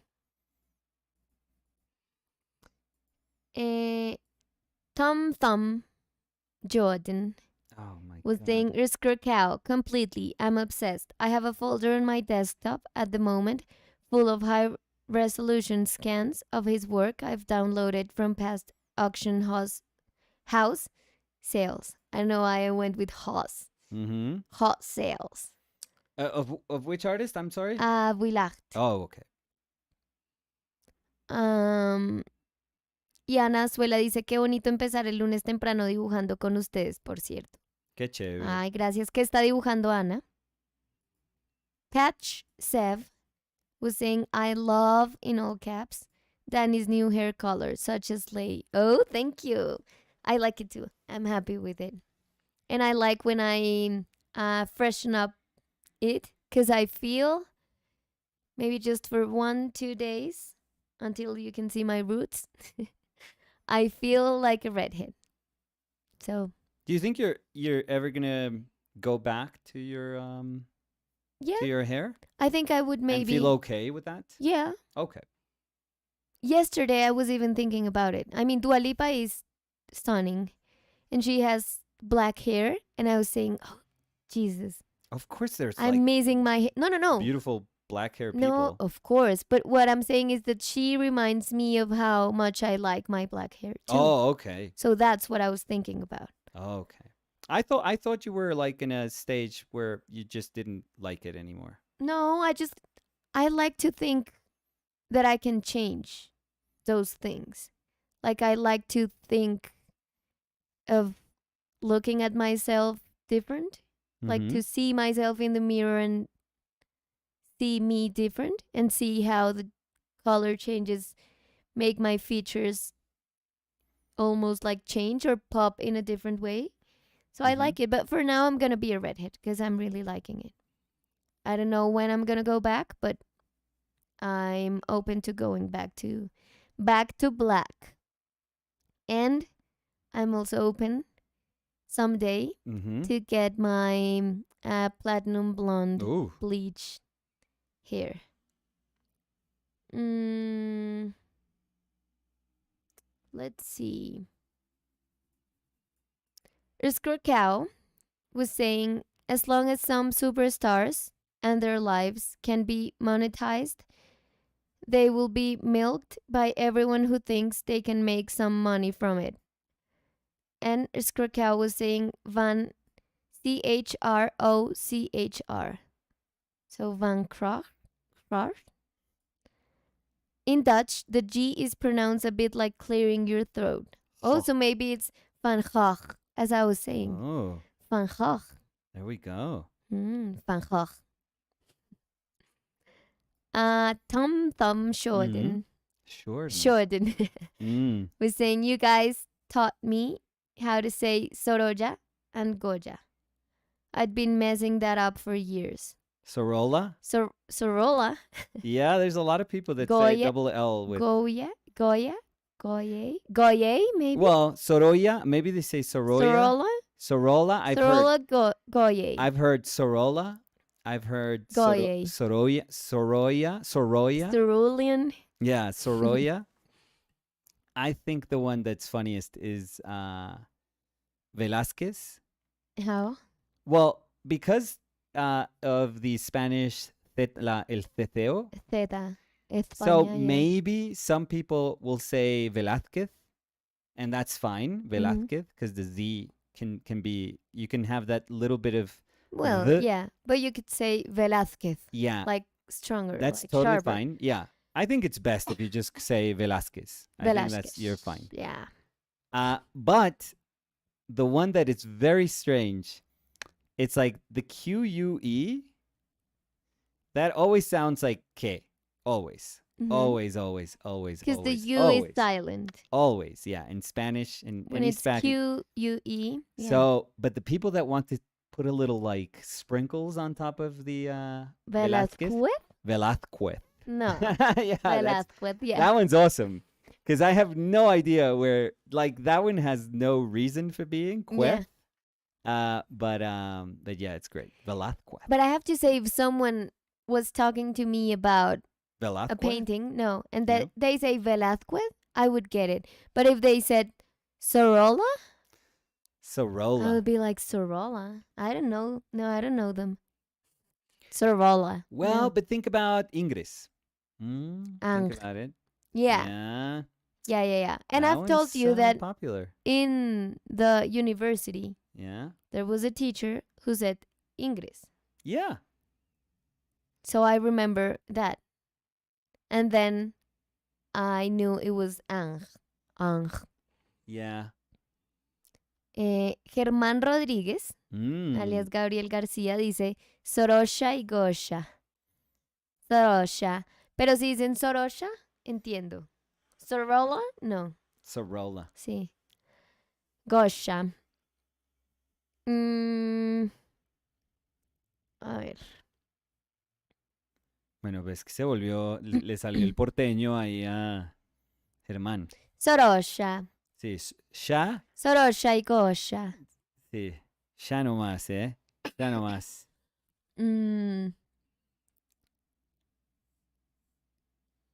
So, Gav, so Katya, was saying, this list is crazy. I'm in. And a happy face. I think that's regarding the mix of the mangoviche.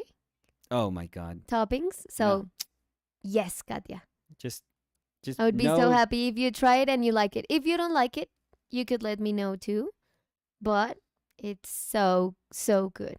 Just be sure kind that of your craving hospital covers, like, your insurance covers hospitals nearby.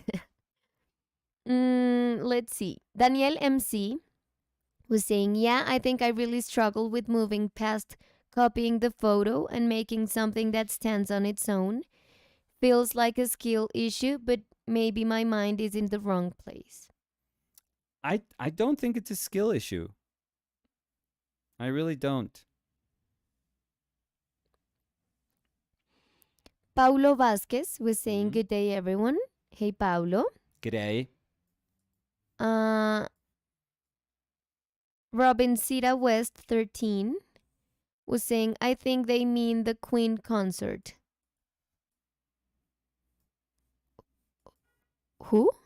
I'm lost. Oh When? I want to know. no, so King Charles's wife. Oh, Camila. Yeah. Oh. Um. Oh. I mean, everyone has.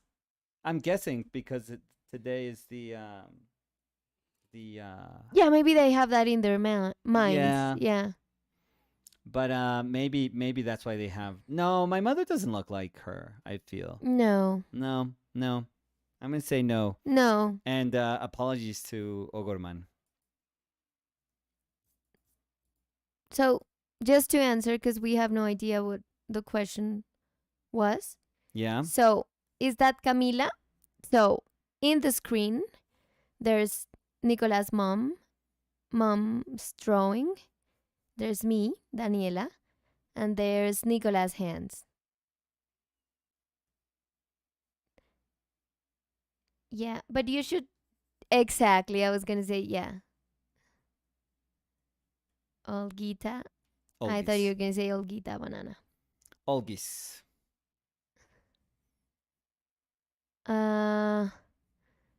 Nicholas Mijarevich was saying the Dua Lipa concert. I apologize. What? I'm Danny, losing everyone. yeah, you're not keeping tabs of conversations, Danny. Like one job. But regarding the concert, Nicola, it was great. It was great. She was great. So not what he was asking, Danny. Trying But to yeah. save over there. Oh, Nicola Mm. was saying, "I'm just making a gnat pun again." Ha ha ha. Cause that, yeah, I was thinking, Nicola, that's not how you say concert. Cause they were saying, I mean, Robin was saying the Queen concert, Oh. and then he said the Dua Lipa concert. Oh. So it was not that bad. It's not that bad. No, no, no. It was not that good, but it was not that bad. I'm joking. What's funny if I hear that Queen concert, Queen Regent, Queen, I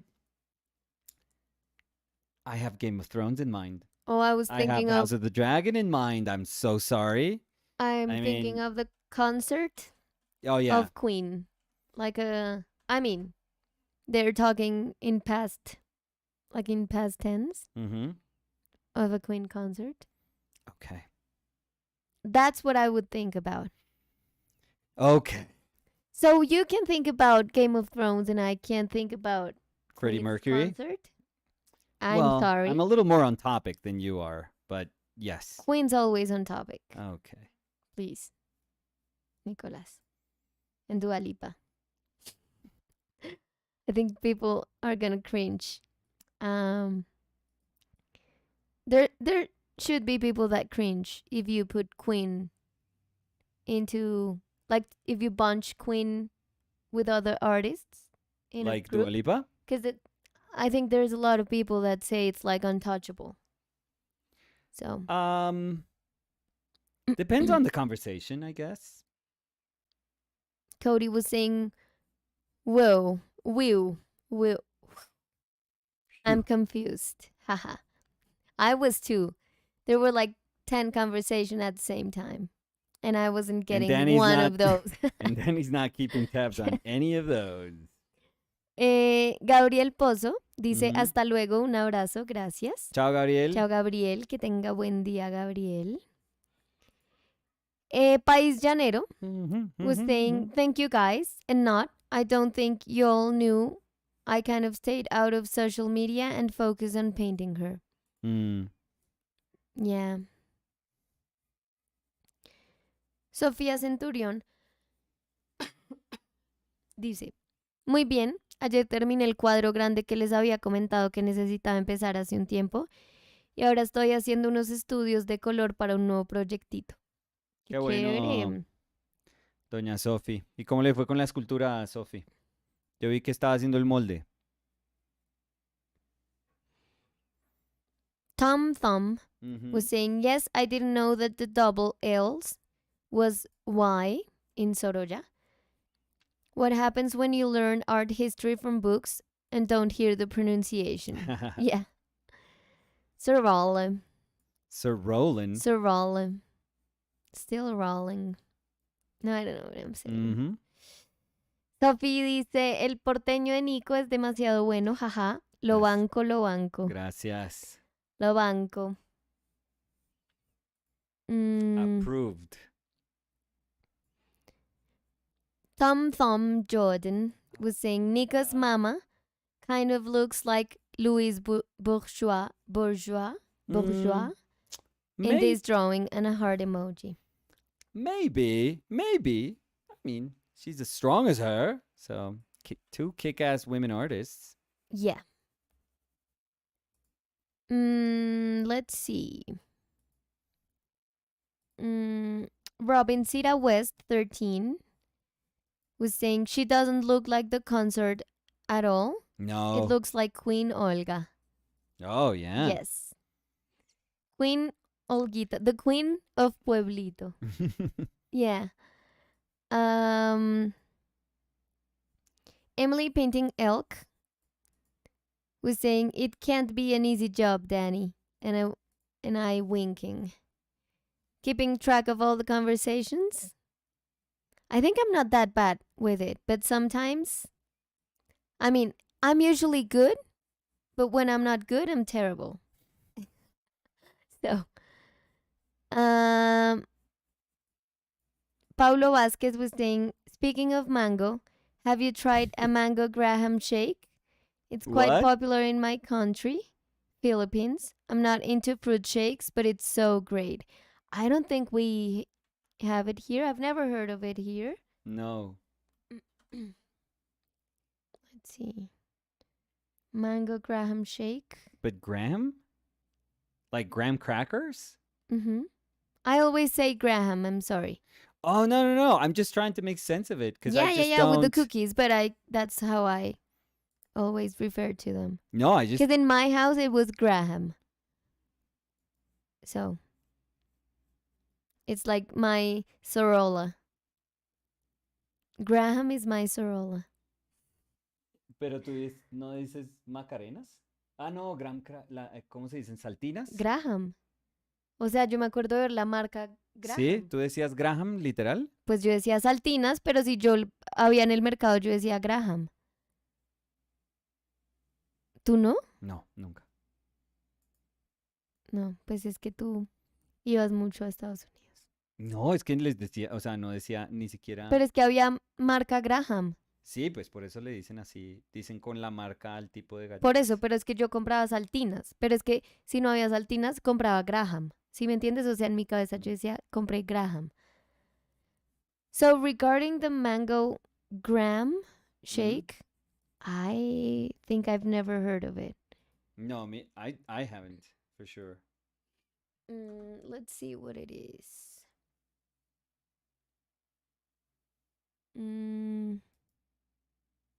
No, es que ni siquiera, es más cerquita a la Macarena, nosotros. Sí, son más dulcecitas. Sí. No, ¿sabes? Como las ducales. No sé. Si a mí me dicen que una receta tiene graham crackers. Mira, las ducales son estas, que son más como Sí, dulces. Uy, pero las ducales son creo que si me dicen que qué tengo que echarle graham delicia. crackers, le echo creo que Macarenas. Sí, pero macarenas ahora se consiguen, hace un tiempo no. Sí, mi amor, toda la vida. No. Claro, mi amor. Bueno, pues entonces yo no las compraba.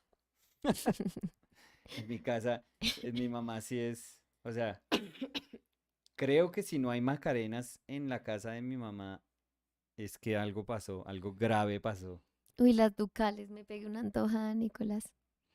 So the mango graham shake, it says mango, white granulated divided sugar. Wow, it says 4 medium mangoes, 8 tablespoons Okay, stop.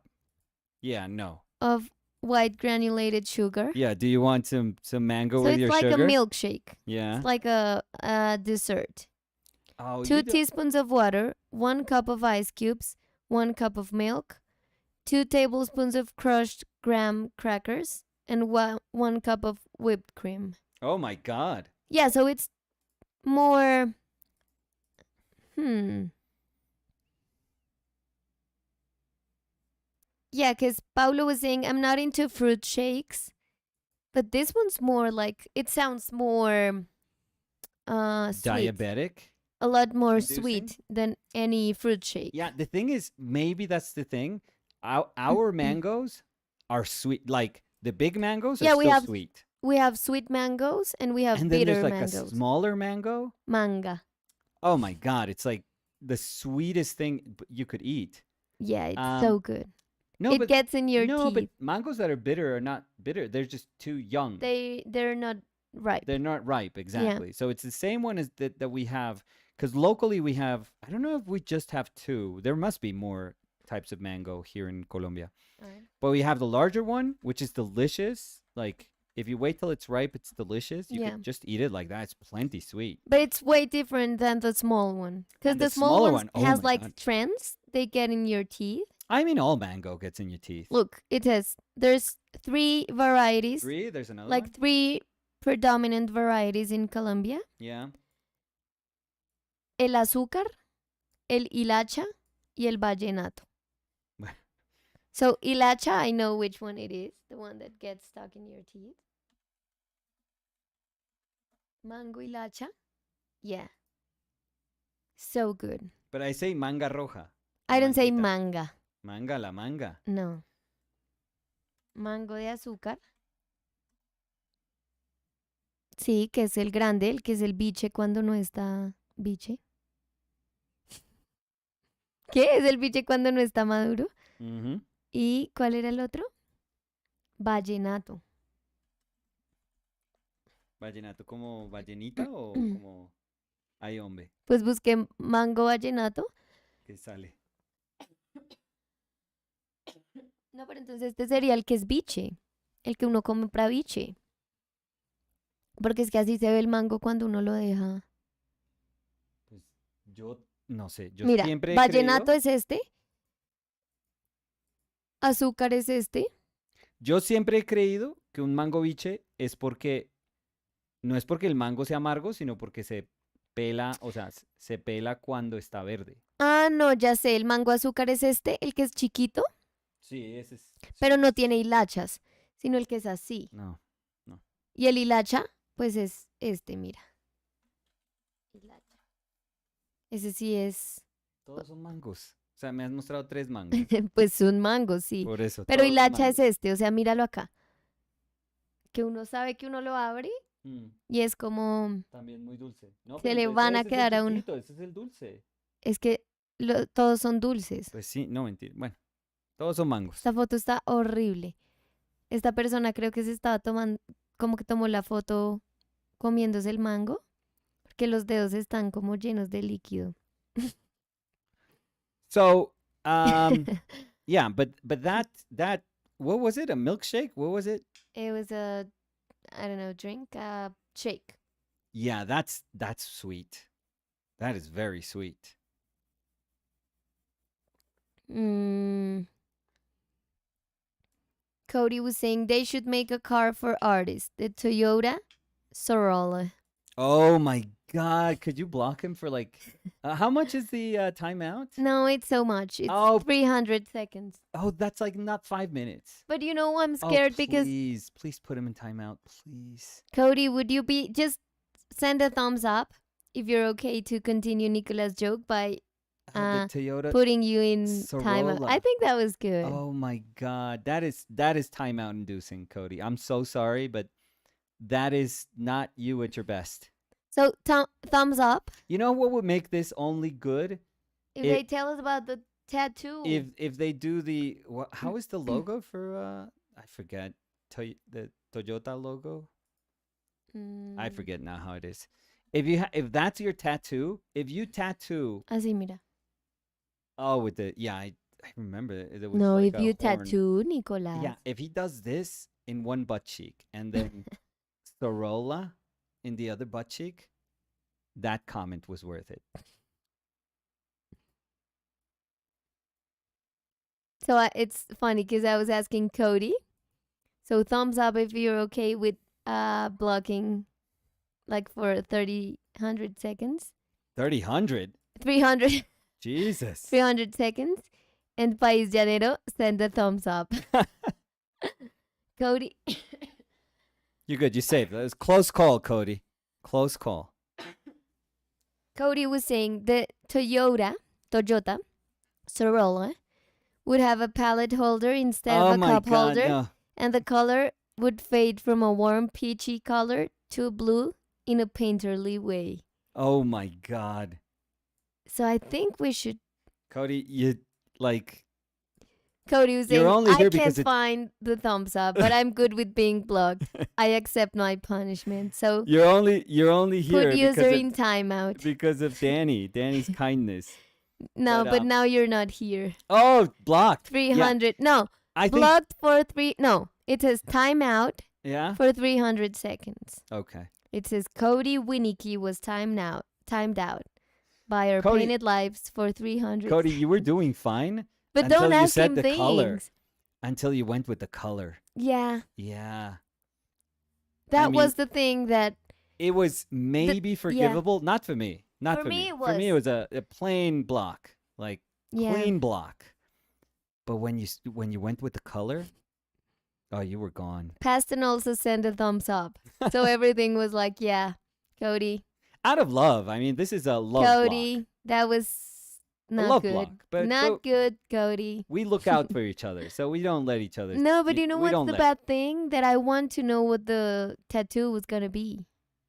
And now Cody can't let us know for 300 seconds. Well, he had ample chance, so that Mm, would be his. That would be a good way to get back on like our good side. But it's up to Cody. Up to Cody. but how? If he's blocked, how can he Well, when he comes make it back, up? In 300 seconds? when he comes back, is my tattoo is of a pony in my left butt cheek. That should be the first comment he does if he wants to like be back. Now you're just being very demanding, Nicolas. I mean, we Sorolla drivers are usually. I don't know. I can't even push that joke. Nicolas was saying, Cody, there's a Citroen Picasso. Yeah, there Ha, ha, ha. was. There was actually. It's still you can still see it here in Colombia. It was a little van. Do you remember that one? No. Yeah, it was a little van. Mm. Let's see. Peter Smeekens was saying, hi all, you're early. Stunning drawing. Early, yes, yes, yes. I was going to say, no, Peter, you're late. I'm joking. Yeah. No. I think we are unpredictable because I was going to say we are doing morning live streams now more often. But no, I would rather say we're unpredictable. Yeah. Well, today there's a reason for it because I have to do this talk in the afternoon. Mhm. So just a little bit easier. It was either doing it in the morning or not doing I wonder, you know what we've never tried? Like What? later at night? What? We would probably have like But- a stream late at like a starting at 7 or But do you think the light would be okay for you? I'd be fine. I'm fine. If I'm working, I'm fine. We should try it someday. Yeah, because that usually right now we have more people of the eastern hemisphere of the Mhm. world, let's say. Yeah, that could like bridge the gap. And at night we would have people from probably from Western US more. Well, I that would that could say. be cool to try it. I don't know if that could be like our regular time, but we could try it. I could be in my pajamas here. Okay, we're not trying it I'm then. joking. I'm We're joking. not trying. No, we should try it. Bad We should idea. try it. I would like it. Bad idea. So 7 p.m. starting like at 7, you saying? No, I'm curious. It's the one time that we haven't done it. I mean, the only time that we've probably done that is in the 24 hours. We should try it, but starting at 6. Do you think it's good? Or I is think it any just. is I think any is fine. One day we'll try it. This is not like yeah, we're doing this tomorrow sort of But thing. we could try it. Um, let's see. Peter Smikens was saying, I see a hint of the amazing Jules the Broiker in the drawing. Are you planning to paint over it? Oh yeah, we are. We're going to use this as an underpainting. So, yes. Nicholas Mijarovich is wanting to be put in timeout. What? Okay, this is getting a little kind They're of freaky. saying they should make a Renoir so that it's pronounced Renoir. Oh, That was good, actually. Renoir. Renoir. Renoir. Hmm. That was good. No. So no block for Nicola. Oh god. Now Cody, this you're is sounding still- freaky. Now this is sounding like Mistress Danny. what? Why? Yeah, they just want punishment from you. Nicolas, you always make everything so weird. It was when Nicola. It's not. Nicola is like, "Oh, can you step on me? Thank you." No, never. Nicola was saying, I'm scared. Thumbs up. See? Paston was saying, no, but before that, Nicolas. Paston was saying, thumbs up. You guys are so funny. Let's see. Tom Thumb Jordan Oh my was saying, god. I should no. mention I bought a moleskin after watching the streams. I hope you received your commission. Commission? No, Cody. Cody or Tom? No, Cody. No thumb. There's no commissions. No, we don't. us. Like if you were I have to take my asking medication seriously, today. no, we don't. No, we're not pushing brands here. I mean, it's the one maybe that we would say. I mean, we use so much of it that Yeah. it'd be Great. fine Yeah. if we don't have to buy it. But no, not sponsored at all by anyone. Marcelo Peralta was saying Danny's being a Danny-atrix with Danny the chat Atrix, today. yeah, Yeah, you get blocked. You get blocked. Lady report. Danny Trescu. Your report. Report. Delete.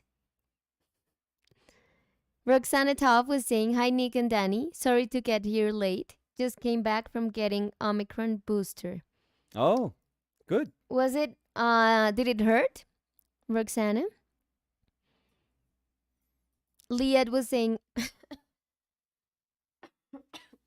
Liat was saying, I'm in favor of evening streams.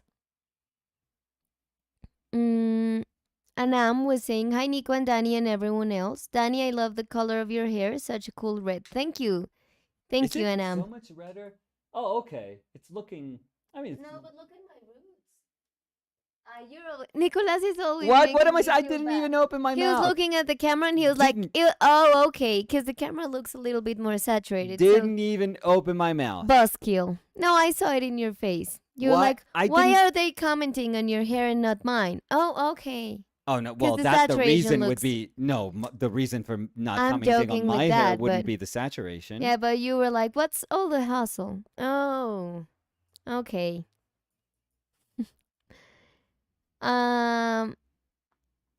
Saman Kutcher was saying, I love your hair color too. Thank you. Thank you, Saman. Even if Nicolas is not in favor of that. Oh my Thank you so god. much. No, I saw it in your face. Mm-hmm. With the way you looked at me, I don't need words, Nicolas. Mm. That was enough. Not a single That's enough. word You're was blocked, spoken. Nicolas. Blocked. Yeah. Mike silenced. Ay, Nicolas. Frozen screen right there. Where was I? Mm, Sophie dice, mi licuado favorito es el de banana y frutilla con una banana. Frutisha. Banana y frutilla con una banana. No, Sophie, ¿qué es eso? Sophie, no más. A ver, dice, mi licuado favorito es el de banana y frutilla con una banana, frutillas. Sofi, una ¿Escribió cuchara de así? mantequilla. Sí, literal dice, No, es que el de banana, banana y frutilla. punto, punto, Punto. punto. Aparte. Pero es que dice, el de banana y frutilla con una banana, frutillas, una cucharada de mantequilla de maní y unas cucharadas de avena. Ah, bueno, pero también es eso ya es la comida del día. O sea, Sí, suena bien. suena muy rico. Let's see. Mm,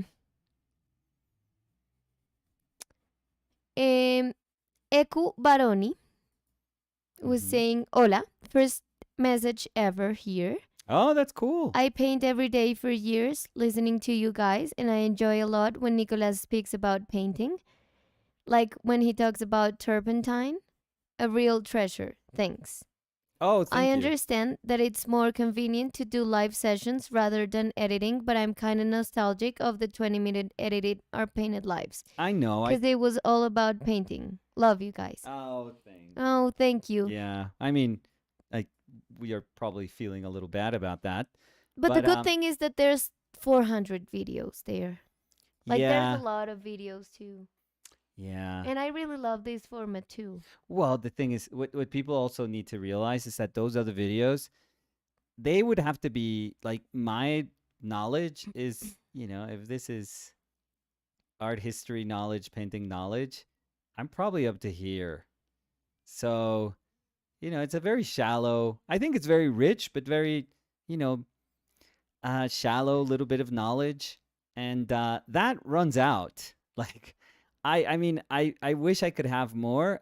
The one thing that life has shown me, it's proven to me, is that with time and, the more you paint, you can fill this up a little bit more.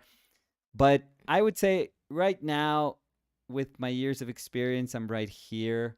So, you know, making videos out of this, it's very tough. At some point, you're like, I don't know if I talked about this before. I think I said this before. Um, so I also, felt weird about running the risk of saying the same things all the time, and which I'm probably doing even right now. But that part for me was the hardest part. Realizing that, oof, for me to be able to have more stuff to talk about, I just have to do so much more painting. But I'm only going to be able to do so much more painting with time. So can't rush that one.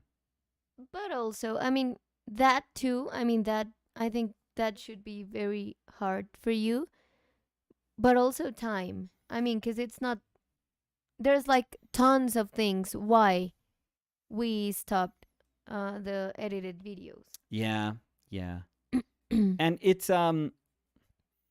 like if I can be super super honest about this, it's also very like because we have chosen to live from this, to do videos and to produce paintings and then to put those paintings up for sale that are, and if we sell them, they are the thing that helps us produce more videos and more paintings, and it's a very nice healthy cycle, but it is very dependent on if things sell. Yes.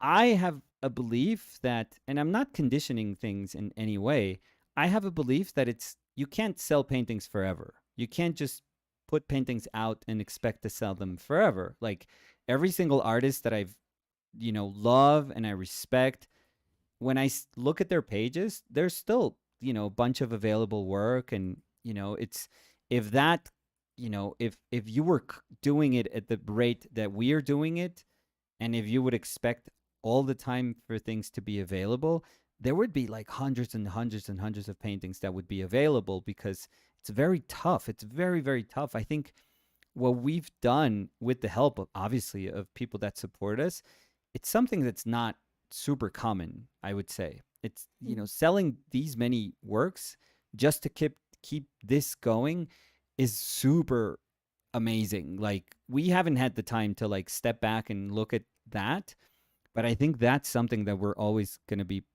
just immensely proud of, because it was this experiment, this exercise that it would have never worked if it wasn't for Yeah. people supporting us. It's just, that's the fact. Um, but videos are, for videos to be, for us to be able to do videos, that has to keep going, and that is going to be finite. If art has taught me something in my life, is that it's always finite. Things are always finite. Like you can't expect every single day, every single week, of every single month, of every year to sell stuff. You can't expect to sell consistently and consistently. It's just very, very tough to do. There's going to be ups and downs. There's going to be moments where you sell a lot. There's going to be moments where you don't. Um, and that's okay. That's totally, totally okay. And for us, it's also, part of the reason that we are looking into classes is because, well, one, into doing like courses, these courses next year, is because it'll freshen up our channel in the sense that, if we're doing these courses, we're not going to be super dependent on, that pressure of saying, hey, this painting came out and we need to sell it.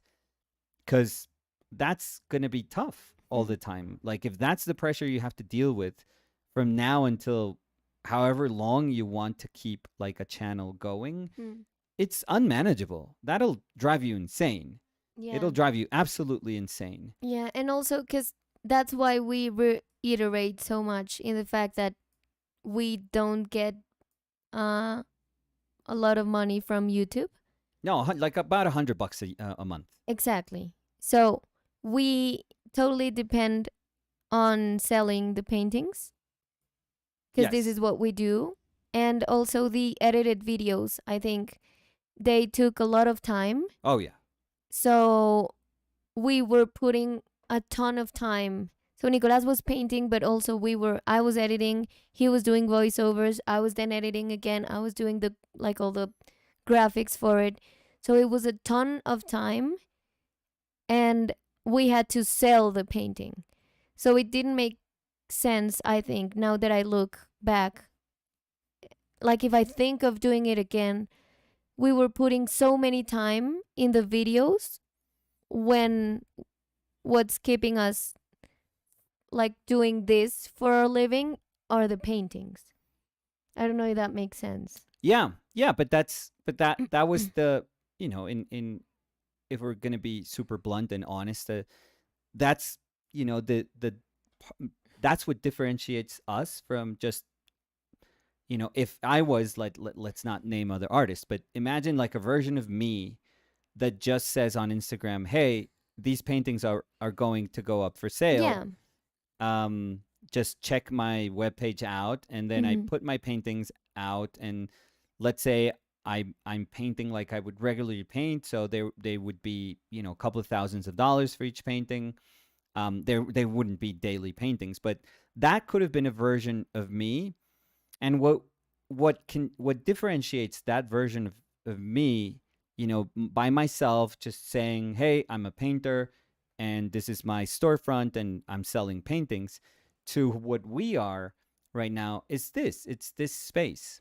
Honestly, it's just that is the difference, but hopefully that has been a meaningful difference for people. Yeah.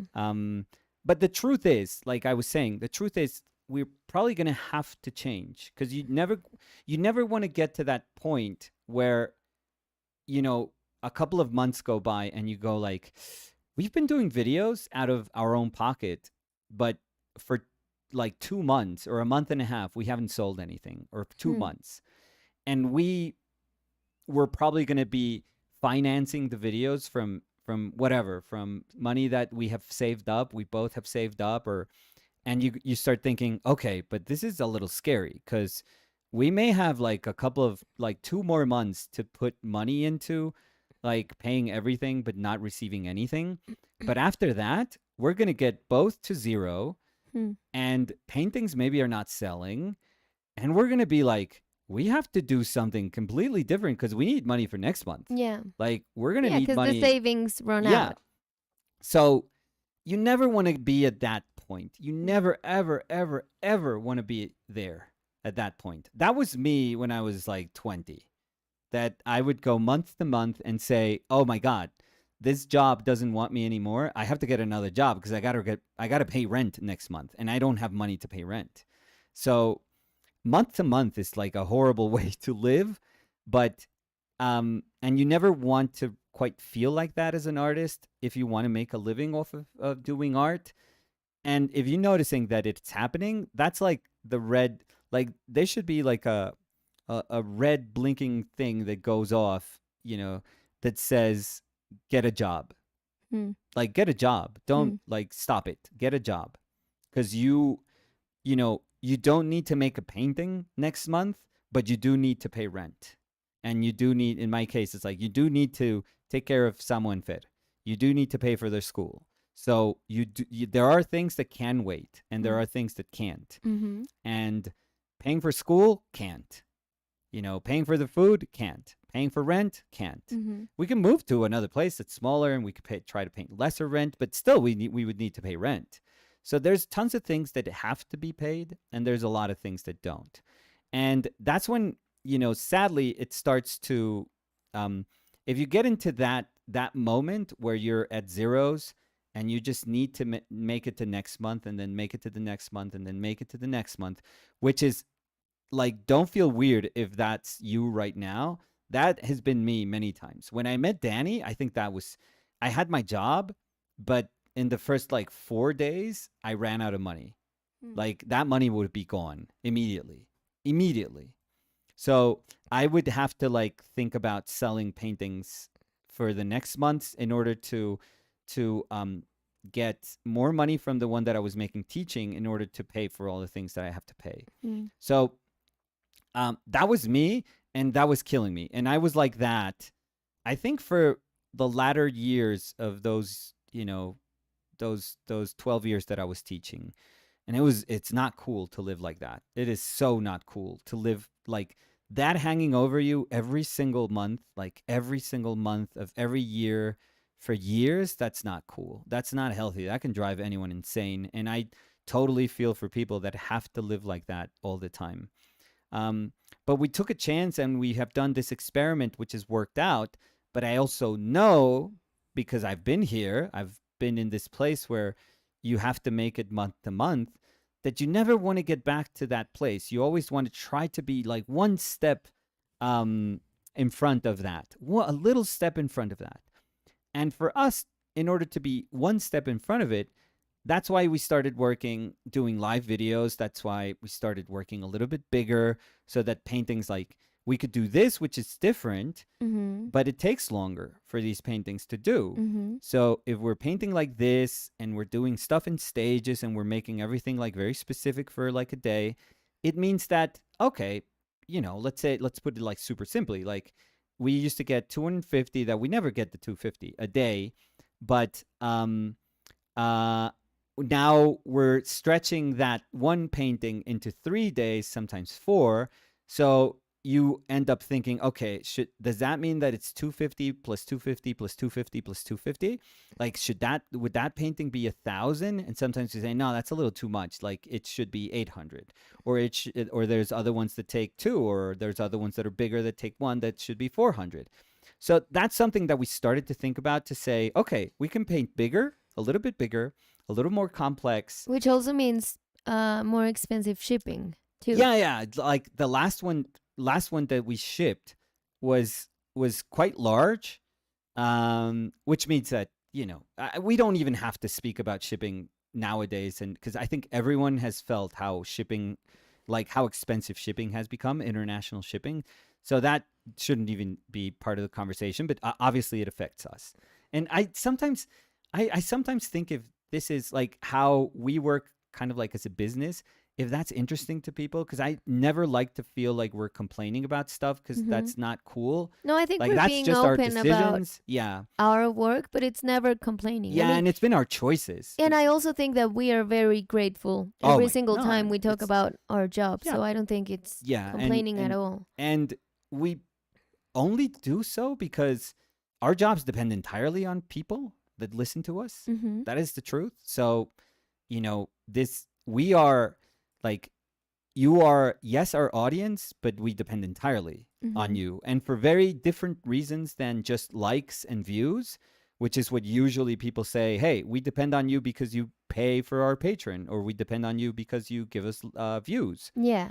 When No, that translates to an yeah, income. no, we depend on people because you know that's where the people that are, and hopefully in the group of people that are enjoying our videos, there's somebody that says, I'm going to purchase a painting. But not we also know that not everyone can do that. And that's why this is like such a weird but super cool experiment. But as I was saying, you never want to put those super nice people that have been supporting you, you never want to be like, hey, I need you to buy another painting and another painting and another painting and keep supporting us and keep supporting us, because that's not cool. I mean, those people are incredibly generous, but you shouldn't put like people that are generous. You shouldn't like make them feel like it's up to them to keep this afloat. So we have to do our part and say, you know what? Before we get to that point where it's really really difficult, where everything starts to thin down like a little bit and sales are a little bit more difficult, you know what, let's do something different, and maybe with the courses we can subsidize the channel, because our idea would be, because we're doing courses, it doesn't mean that we stop doing videos, like stop doing lives. So we would try to do both at the same time. Mm-hmm. Maybe not. Not at this, well, No, not we at could the do it at the same same. time. No, well, not literally at the same time. Yeah, But because yeah, but not. The idea is not to stop making videos. no. So we will. We want to keep making videos, but we need to understand that the help, the support in order to make videos can come from somewhere else. So that's why things have changed. Also, I mean, there is a willingness on our part to try to freshen what we're doing, so it doesn't always feel the same, so that hopefully the challenges feel different, so that people think that this is something that's alive. It's a practice that is very much so alive, and that it morphs and it mutates with like different intent, when there's a different intent. um but that if we are being wise, and we have to be intelligent about this, we also have to say, okay, we can't go to a single well infinitely, because it doesn't make sense. It'll run dry, and people's kindness, as amazing as it is and as valuable as it is to us, because it is the one thing that we depend on, the fact that it runs dry, it doesn't mean that people have stopped being kind. People can be kind with words, and with support, and by being here and letting us like be your company, and that's amazing. Mm. But so, and we can't just be here and complain and say, no, no, no, it just has to turn, like people just have to buy more paintings, or we made out a book and people have to buy a book.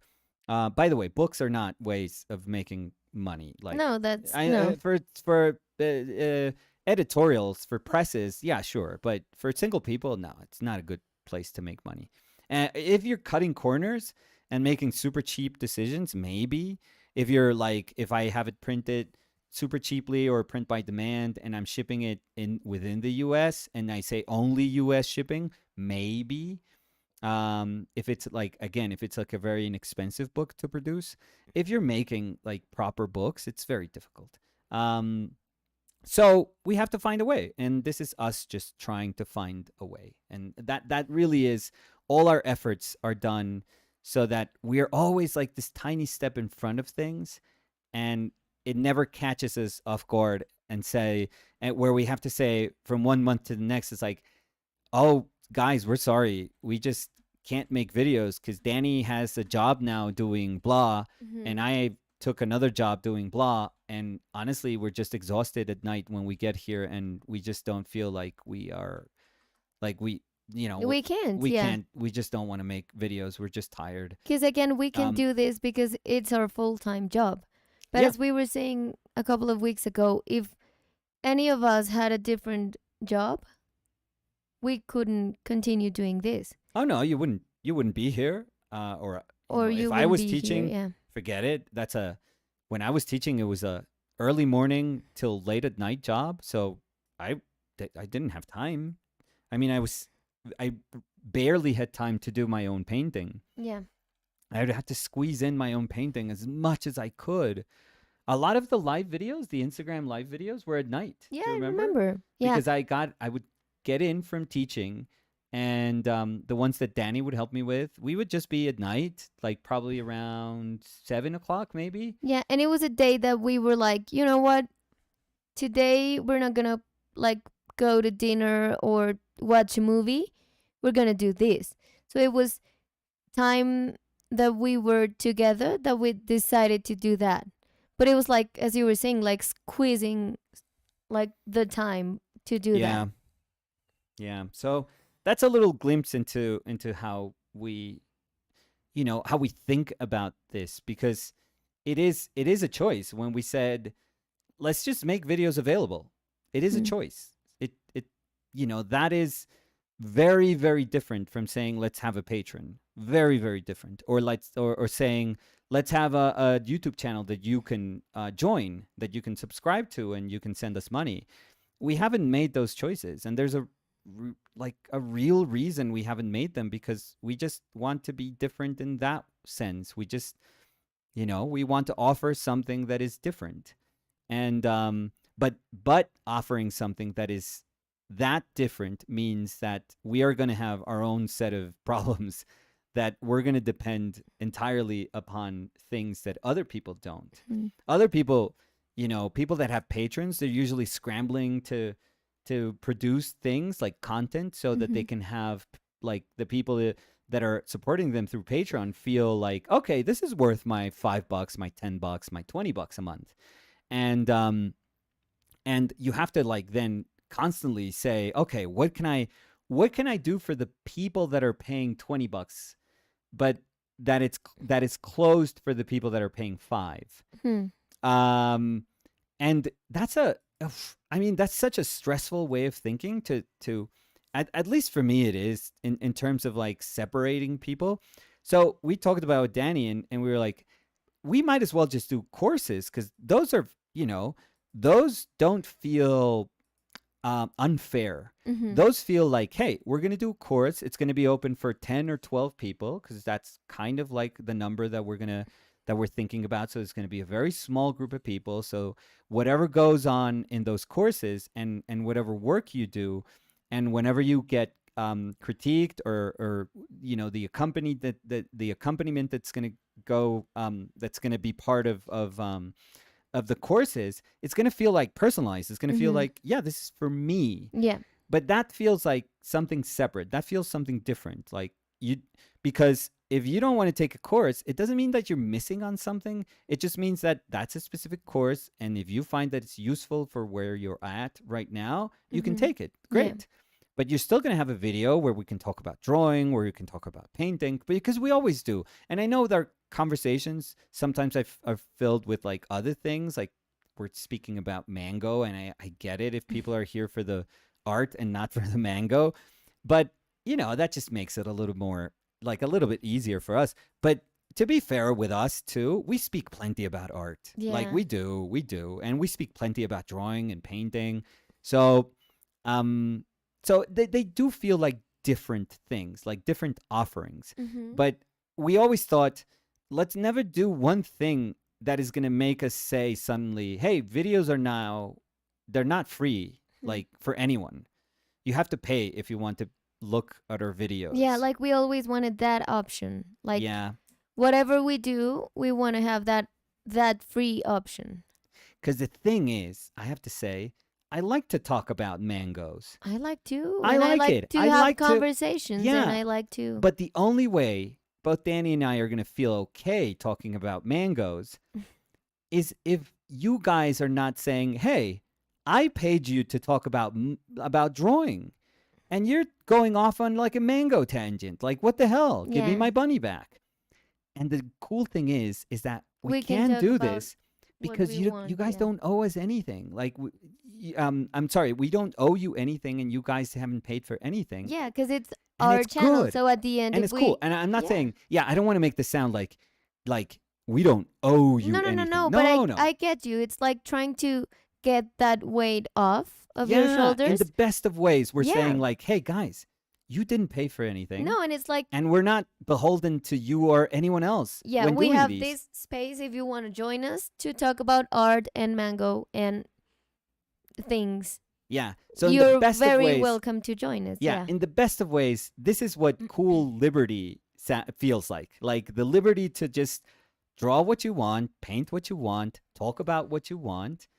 That's what it feels like. And I think there's a cool thing about that. There's really cool. Like, I don't know, it's nice to feel that way and Yeah. not say, "Oh, I can't talk about this," or no, no, no, Danny, today's conversation is about blah, about this thing. Yeah. So we thought, well, let's not sacrifice this ability to talk about whatever the hell we want. Yeah.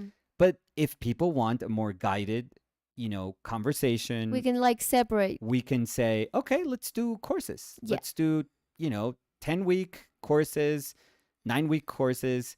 Um, and let's have those open for 12 people. Yeah. And that's going to be that space for the, for the people that really want that space. Yes. And I think it's going to work out. And our hope is always to find alternatives so that we can keep doing this because we enjoy it. We I love really, it. really enjoy it. Yeah. And Oh, I'm sorry. Go ahead. no. And I was going to say, again, I think we're doing things differently. I really do. Yeah. I think when we started our daily videos and edited videos, like people were like, "What? You're editing 5 videos a week? Like art videos a 20-minute week? videos? 5 and you're doing a painting for each one of those videos?" Like people were like, "You're insane. People do that 1 week, like 1 video a week at most." And I think what we're doing from the start was different. So we're going to try to keep it that way. And Yeah. I think there's value to it.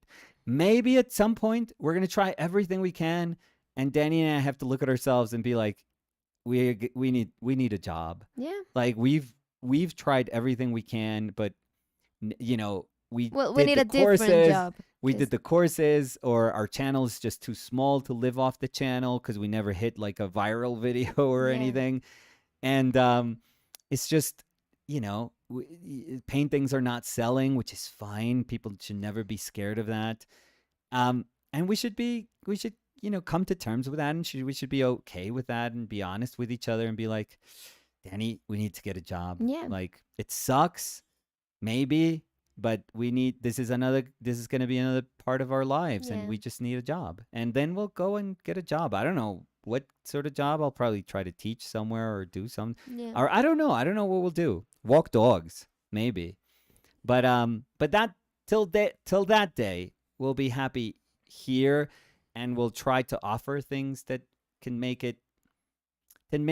you guys, believe that this is worth it. Yeah. And that this type of company is worth having.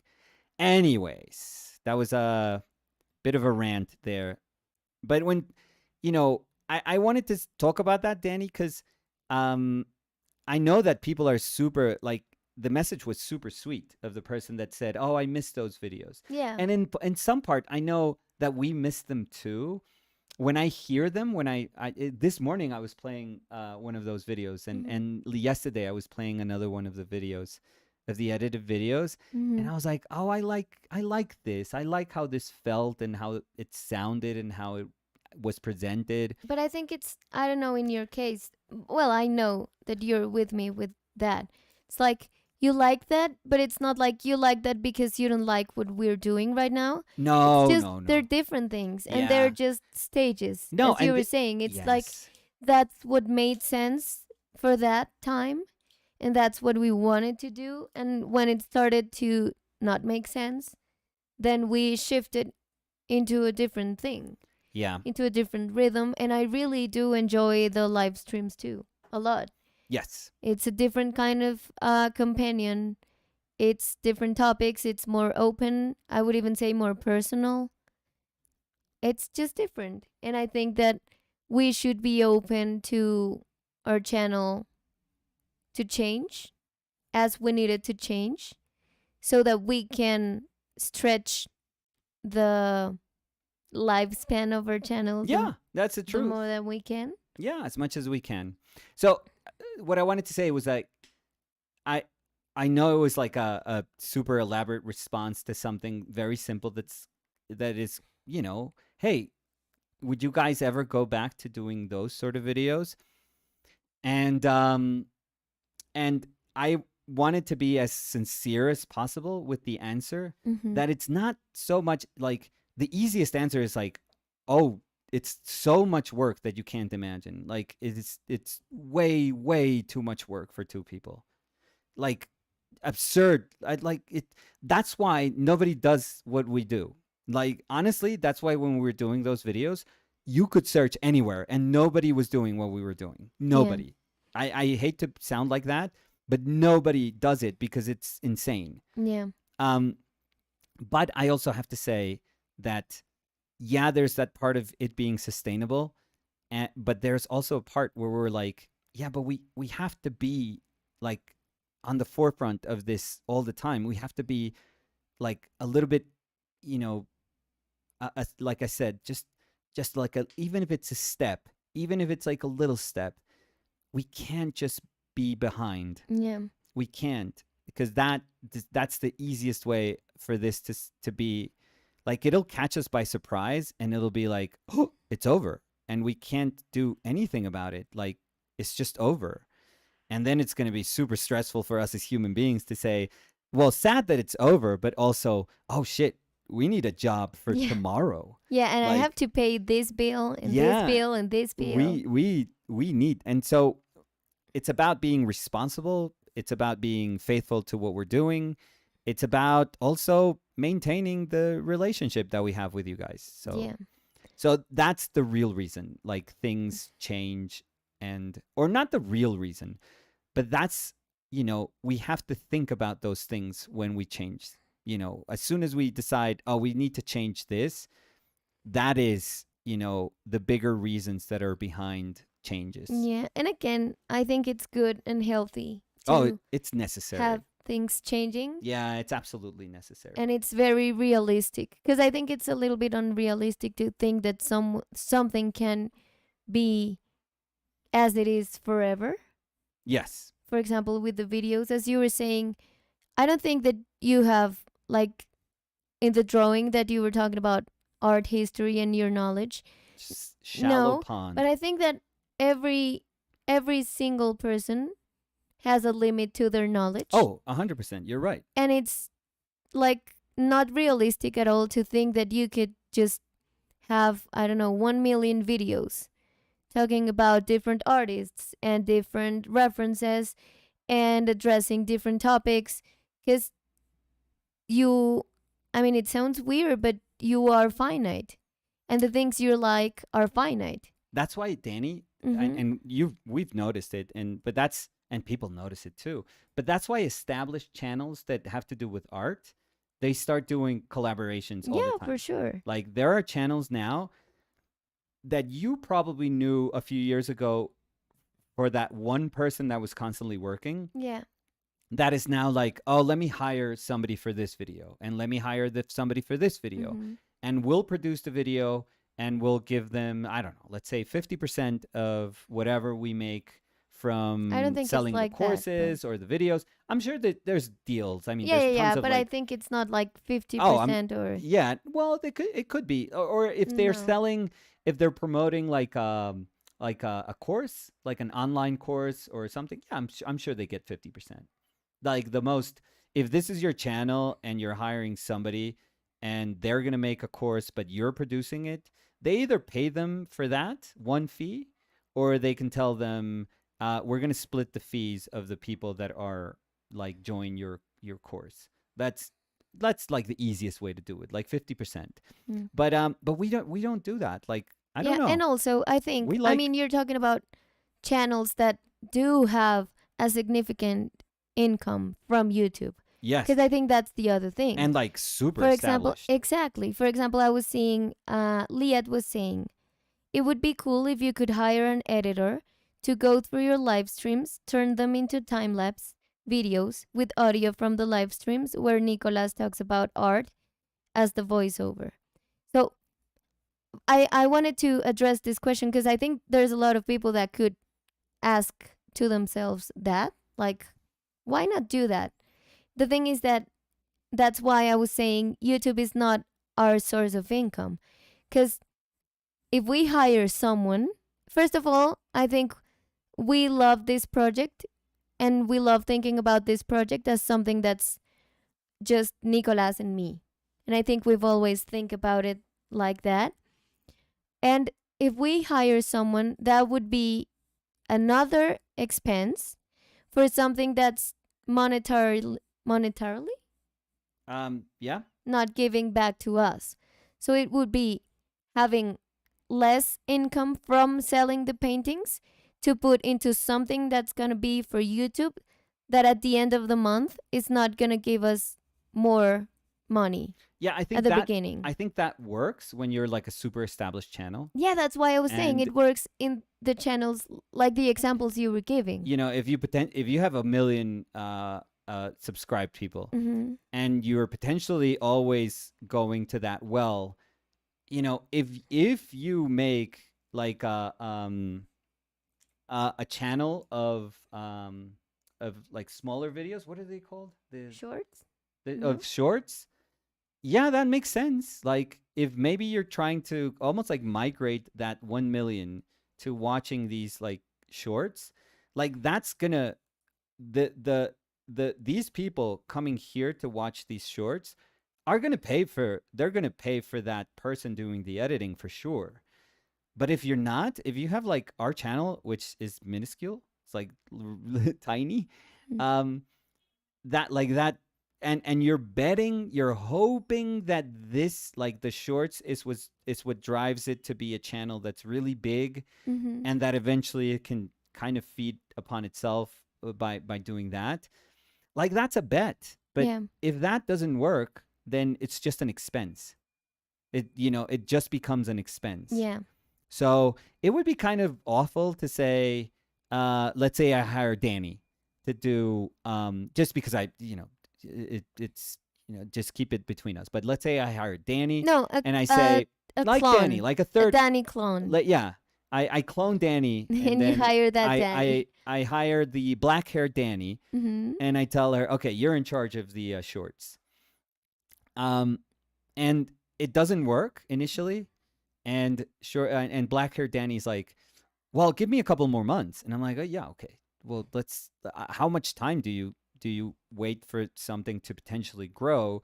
But maybe during that time, it's like, well, we got to pay black hair Danny. She has her own life. Yeah, Like because that's what I was she saying. has her own life. I mean, they're She's working. working you hours have to editing pay these for them. videos and does a great Exactly. job. She's super diligent about it. That's amazing. But if it doesn't work, it just became an expense. Yeah, and then you look back and you see that you've paid them, I don't know, let's say 10 tomatoes. Danny works But for the tomatoes. videos- Black hair Danny. But the videos have Red-haired Danny? produced Oh, Jesus Christ. have A produced leech. 1 tomato. So it does not make sense. It would never add up.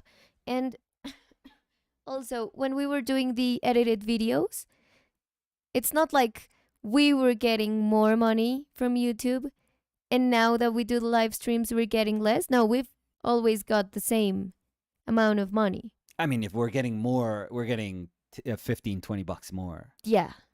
But If that's no.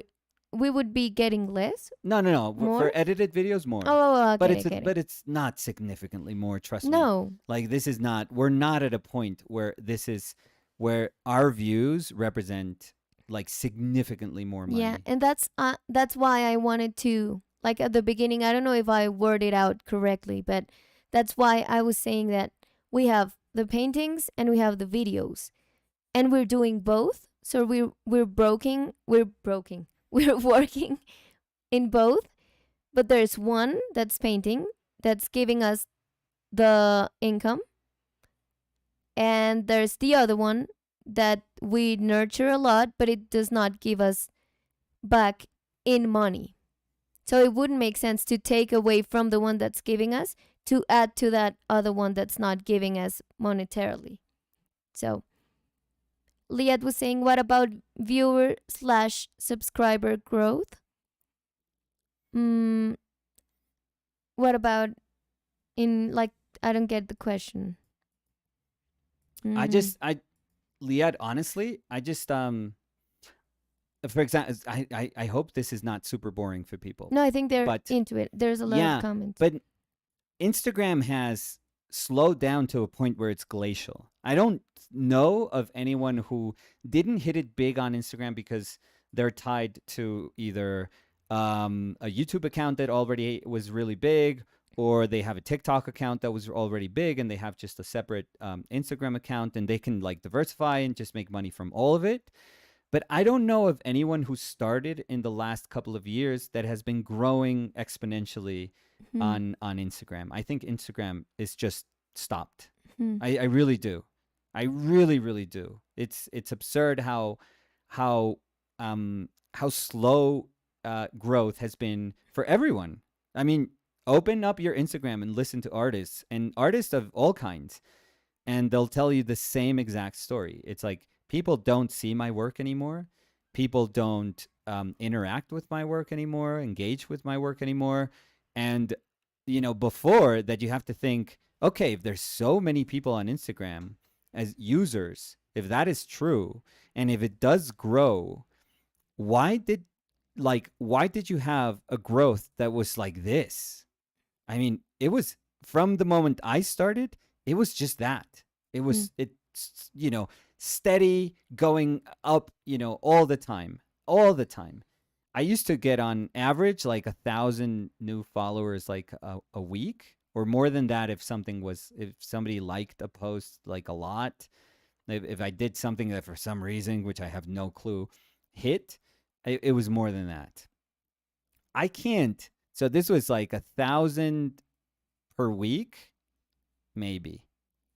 And this was after I had been able to migrate almost 100% of the people that I had on Facebook on my artist page to the Instagram. So, that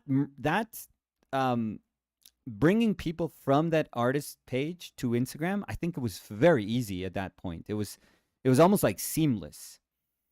Now, this has translated into, I can't grow 1,000 people in 2 months. Like that's I'm stuck. I've been stuck on like numbers for months. And as you were saying, it's something that's happening to everyone.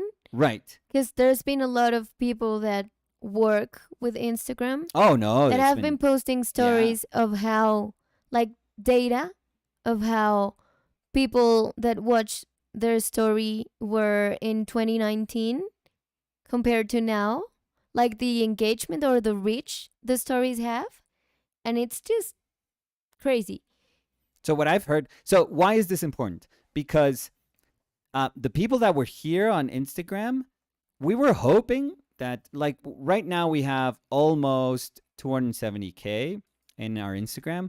And we were hoping that it would take time, but that could eventually come to YouTube. But only, 30,000 of 270K, like almost 10%. A little bit over 10%. So let's say 12%. So right now we have 12% of people having migrated from Instagram to YouTube.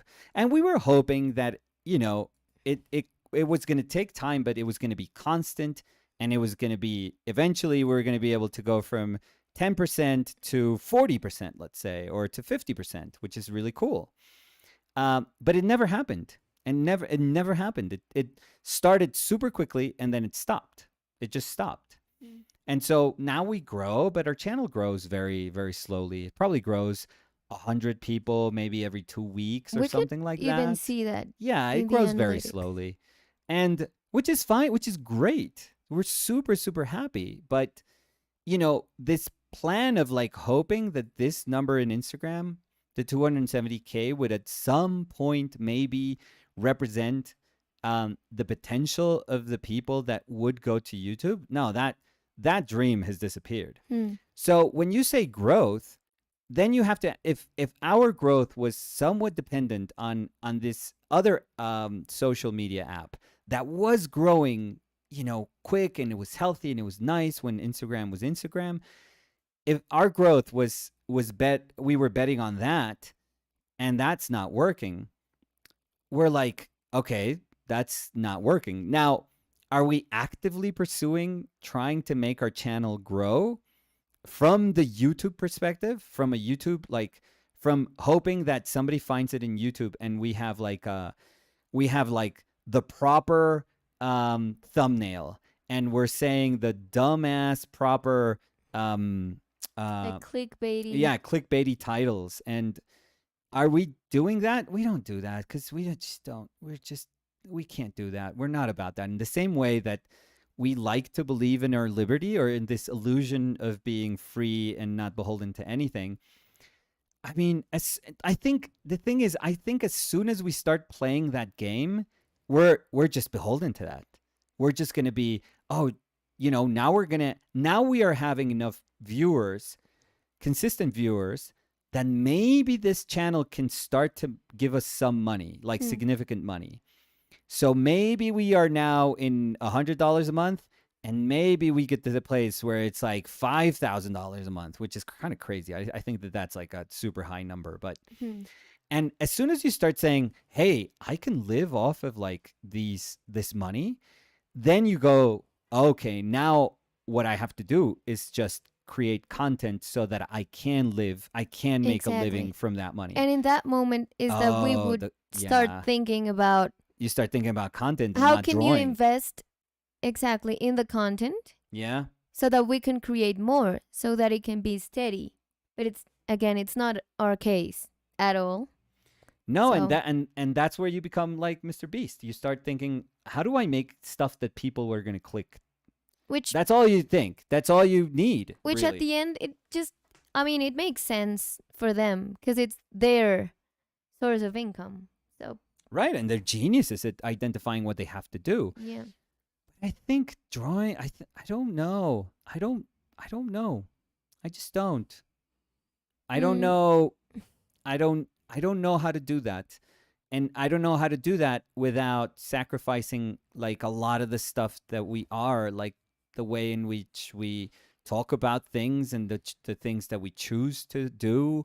We're so like capricious in that way. We're so free in that way, which makes it super cool, that as soon as we just start saying, no, we have to start doing this in order to keep this up. Oof, that's tough. That's very, very tough. So yeah. So let's see some comments around that. Marcelo Peralta was saying, I see the edited videos as a treasure for everyone who's new at OPL. I like to rewatch them also. I wonder how much time it would take to watch every edited and live video from the channel.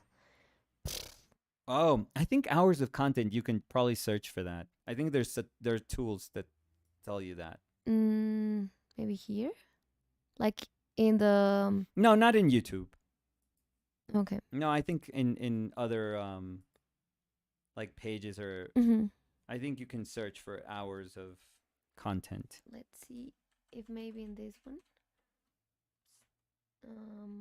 But I'm gonna say, like, let's do it super quickly. If we have 500 videos now, and it's like, they were usually 20, but we've been doing lives, a lot of lives that are like 3 hours, 3.5 hours. So let's add on average 10 minutes. So I'm going to say 500 times 30. That's 15,000 minutes. What is 15,000 minutes? What is 15,000 divided by 60?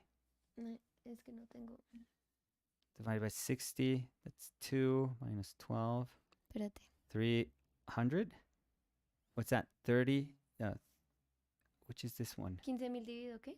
So I think that's 200 hours. 15,000 dividido 60. Yeah, 200? 250. 250? So I think we have 250 hours probably. So it would take you 10 days. You can do 10 days straight of our painted lives if you are that insane. That sounds like a challenge, Danny. 10 days painting straight. 10 days No. painting marathon. No. I think I could do it. No, thank you, but no, thank you. I thought you could see it here, but it's funny because I found our channel in a webpage, and it says estimated monthly earnings between $14 and Nice. $224. Well, it's between those. Yeah. Yeah, I'm going to say it's between those two. Sure.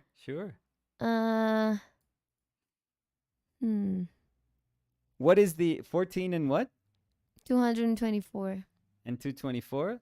That's 238. The on average divided by 2, that's 116. That's 119.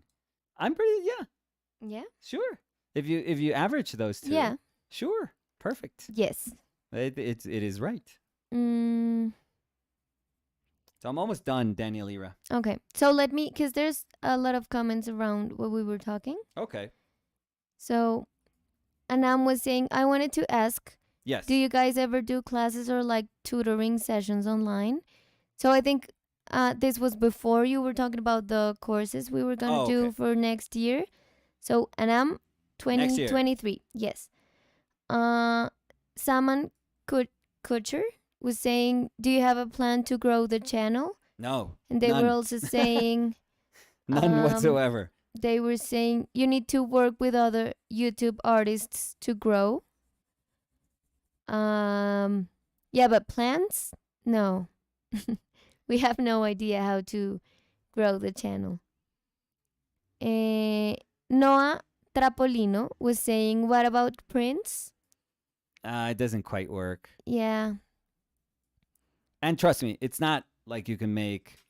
Well, if you're James Jean, you can. Yeah, I think we were talking about this some days ago. But for yeah. us, it would be supplemental, maybe. No, because the shipping. I don't know if it's a business.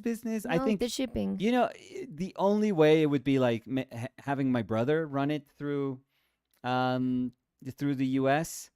But my brother works every single day. He works super hard. He works. Yeah. Yeah. It's not like we could say, hey, Yeah, you work, but we're going to put you... Yeah. It's like, Alex, you have to more send, work. these 10 prints today. It's like, dude, I'm saving lives. What are you talking about? Yeah. So, no. So that one's like, that one we would have to, well, I think here there's a couple of places where we could produce nice giclée prints. But the shipping. But shipping them, I mean, if you pay $40 for a print, but then I tell you that you have to pay 60 or 70 for shipping, yeah. you're gonna be like, what? Thank you, No, but no thank dude, you. what? Yeah. No.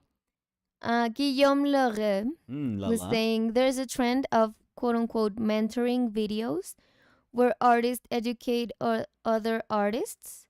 Maybe you could do one-on-one courses and just film the process for your channel. I suppose advice for one can be good for others.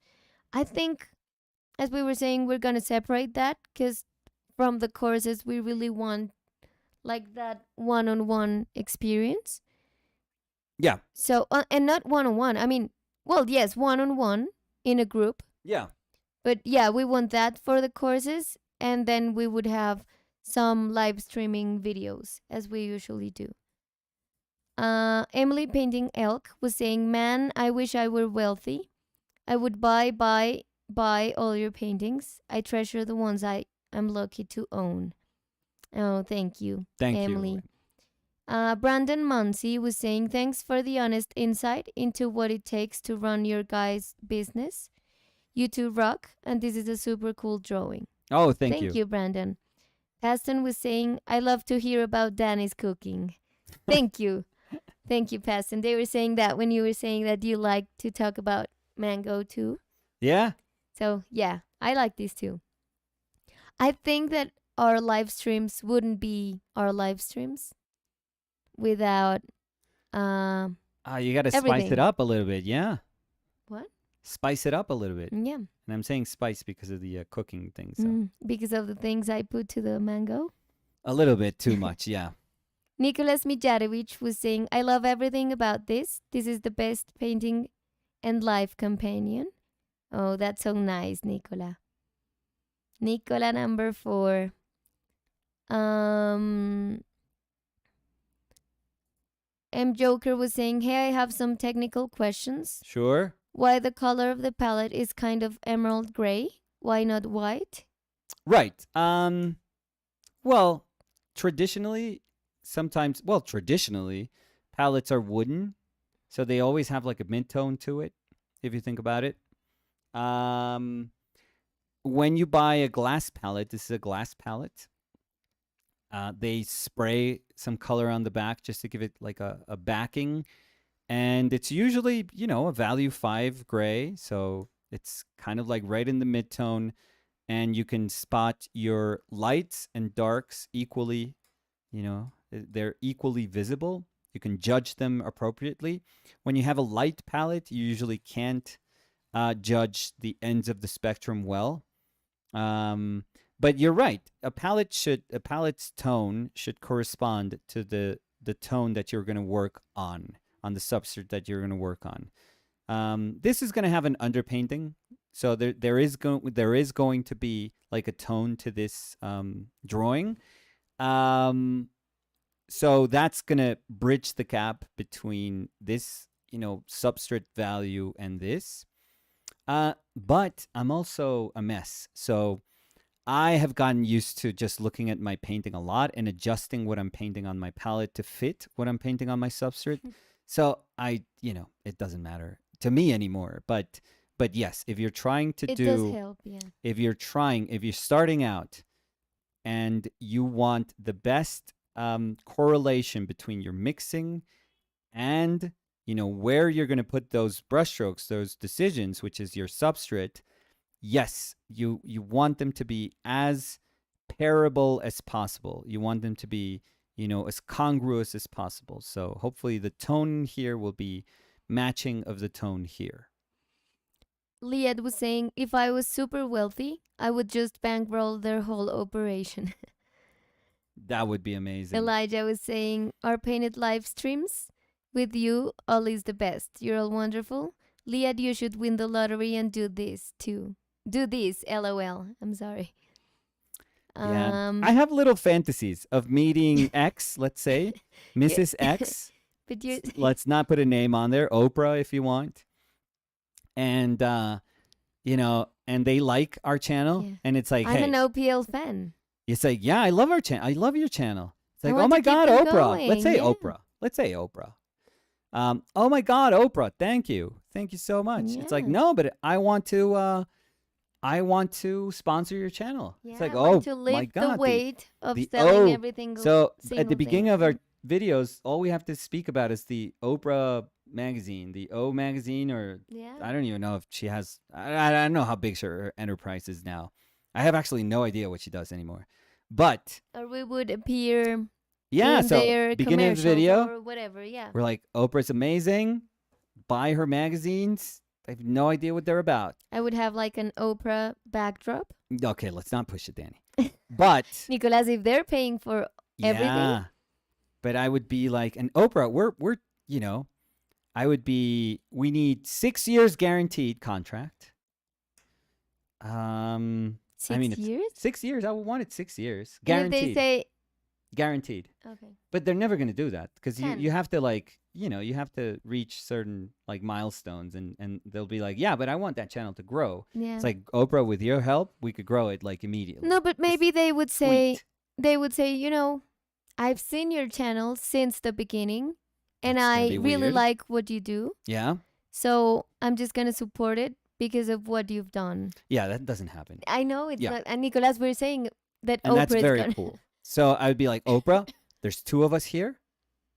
We want 150K after taxes per year, guaranteed 6 years. Why 6 years, you say?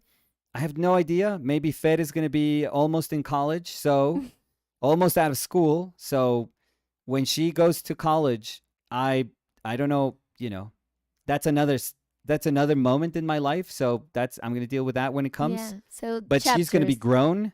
She's grown up. So yeah, 6 years. We're 2 people. 150K after taxes. Thank you. Where Thank you, do I Oprah. sign? Yeah. Yeah, thank you, Oprah, and everything. Oh, let's be nice to Oprah. So every painting that we do is hers. Every Yeah. painting. Oh, for sure. There Yeah. you go.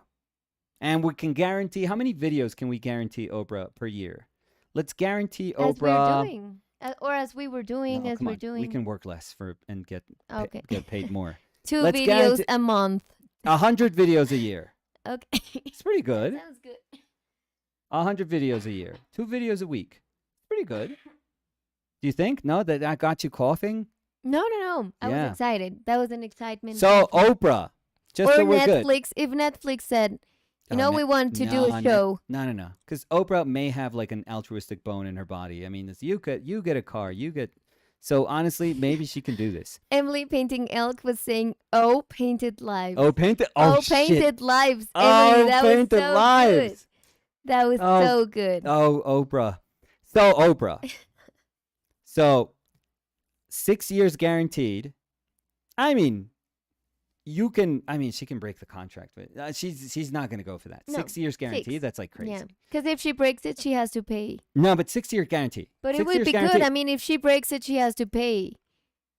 to No, us well, because yeah, of- that's not a she's not going to sign a good contract. The contract is not good for her. Mhm. But Oprah, 6 years guaranteed, 100 videos a year. We're 2 people, and between the 2 of us, we want 150K. So Team OPL yeah, gets painted 150K lives. after taxes. yeah. I think that's for Oprah. I mean, that's breakfast. Elijah was saying, Oprah, if you're lurking in the chat, we love you. You're amazing. Please make this happen. So Dita Art was saying, then you must do a hashtag on top of your videos. Oh, my God. if they tell you have to do that, but Nicolas has to have a tattoo in his finger that says, "Oh, painted lives." Yes, please. This is what the videos would look like if we get. Yeah. And I would have a shirt that says, yeah. Oh, This is what you would see. That's Hashtag horrible. Yeah, it's terrible. You're not Nicolas. That's so bad. I know. This is an I. Yeah, Oprah's going to be like, I was in until you drew the hashtag. Yeah. Until I saw that that's your real talent, Nicolas. And no, I'm out. Oh, God. Oh, we almost had her. Jesus. Stupid. Yeah. So, if you know anyone that can guarantee us 6 years If you know Oprah, for 100 videos per year. we even have the name, Nicolas. I Oh, know, painted lives. It's so close. Emily, I mean, we that gotta was so get, good. we gotta give Emily like a little bit We will a give. little bit of love. yeah. We gotta share some love with Emily. Gil because- was saying sponsored by Toyota Corolla. You get a car. You get a car. Yeah, you yeah, get a yeah. Corolla. You get a Corolla. Yeah, Oh, we found a way. Yeah. We found a way to make something lame. amazing. We tied it together That's with the power your of Oprah. painted live streams, Nicolas. Yeah, I know. So, So- Oprah, I know you were laughing. So And this is weird, Oprah, because my phone hasn't rang yet. So I don't know what's going on. yeah. Anyways, Daniel Lira. I think we're good. Yeah, I think we are. Yes. Thank you, everyone, Thank for you. joining us. Yes. Thank you for making us laugh. And Yeah. I think that's it. That's it. Thank you for your companion, and we'll see you. See Tomorrow. you tomorrow. Yes. Oh. I don't know if we're doing. Oh no, I What? wanted to say What? something. What? I was gonna say that I don't know if you remember the painting of the dog I did. Yes. Yeah. The little the square gouache of the dog sleeping. Yes, that I wanted. Yes. I wanted for quite a bit to have it with Yes. me, Yes. but I'm gonna put it for sale in the webpage. Oh, very nice. So yeah, Very I just wanted nice. to say that. So thank you, everyone. $1 million, Oprah, Yeah. for the dog, the little gouache of the dog. So thank you, everyone, for joining us. And what were you gonna say? We'll see you guys tomorrow. We'll see you guys tomorrow. I was Subscribe. I don't know if we are If going you to do want the to, if you underpainting can. of this one Mhm. or we do the sunflower one. Maybe Okay. tomorrow we do the underpainting, and then Wednesday we just go full on and finish that sunflower painting. That's really cool. Okay. So Yes. thank you, everyone. Yes. Remember, after all this talk, Yes. subscribe if you can. Yes. Ring the bell. Yes. This is our Instagram, Yes. and that's our Yes. webpage. And we'll see you tomorrow. See you tomorrow. Bye, everyone. Bye.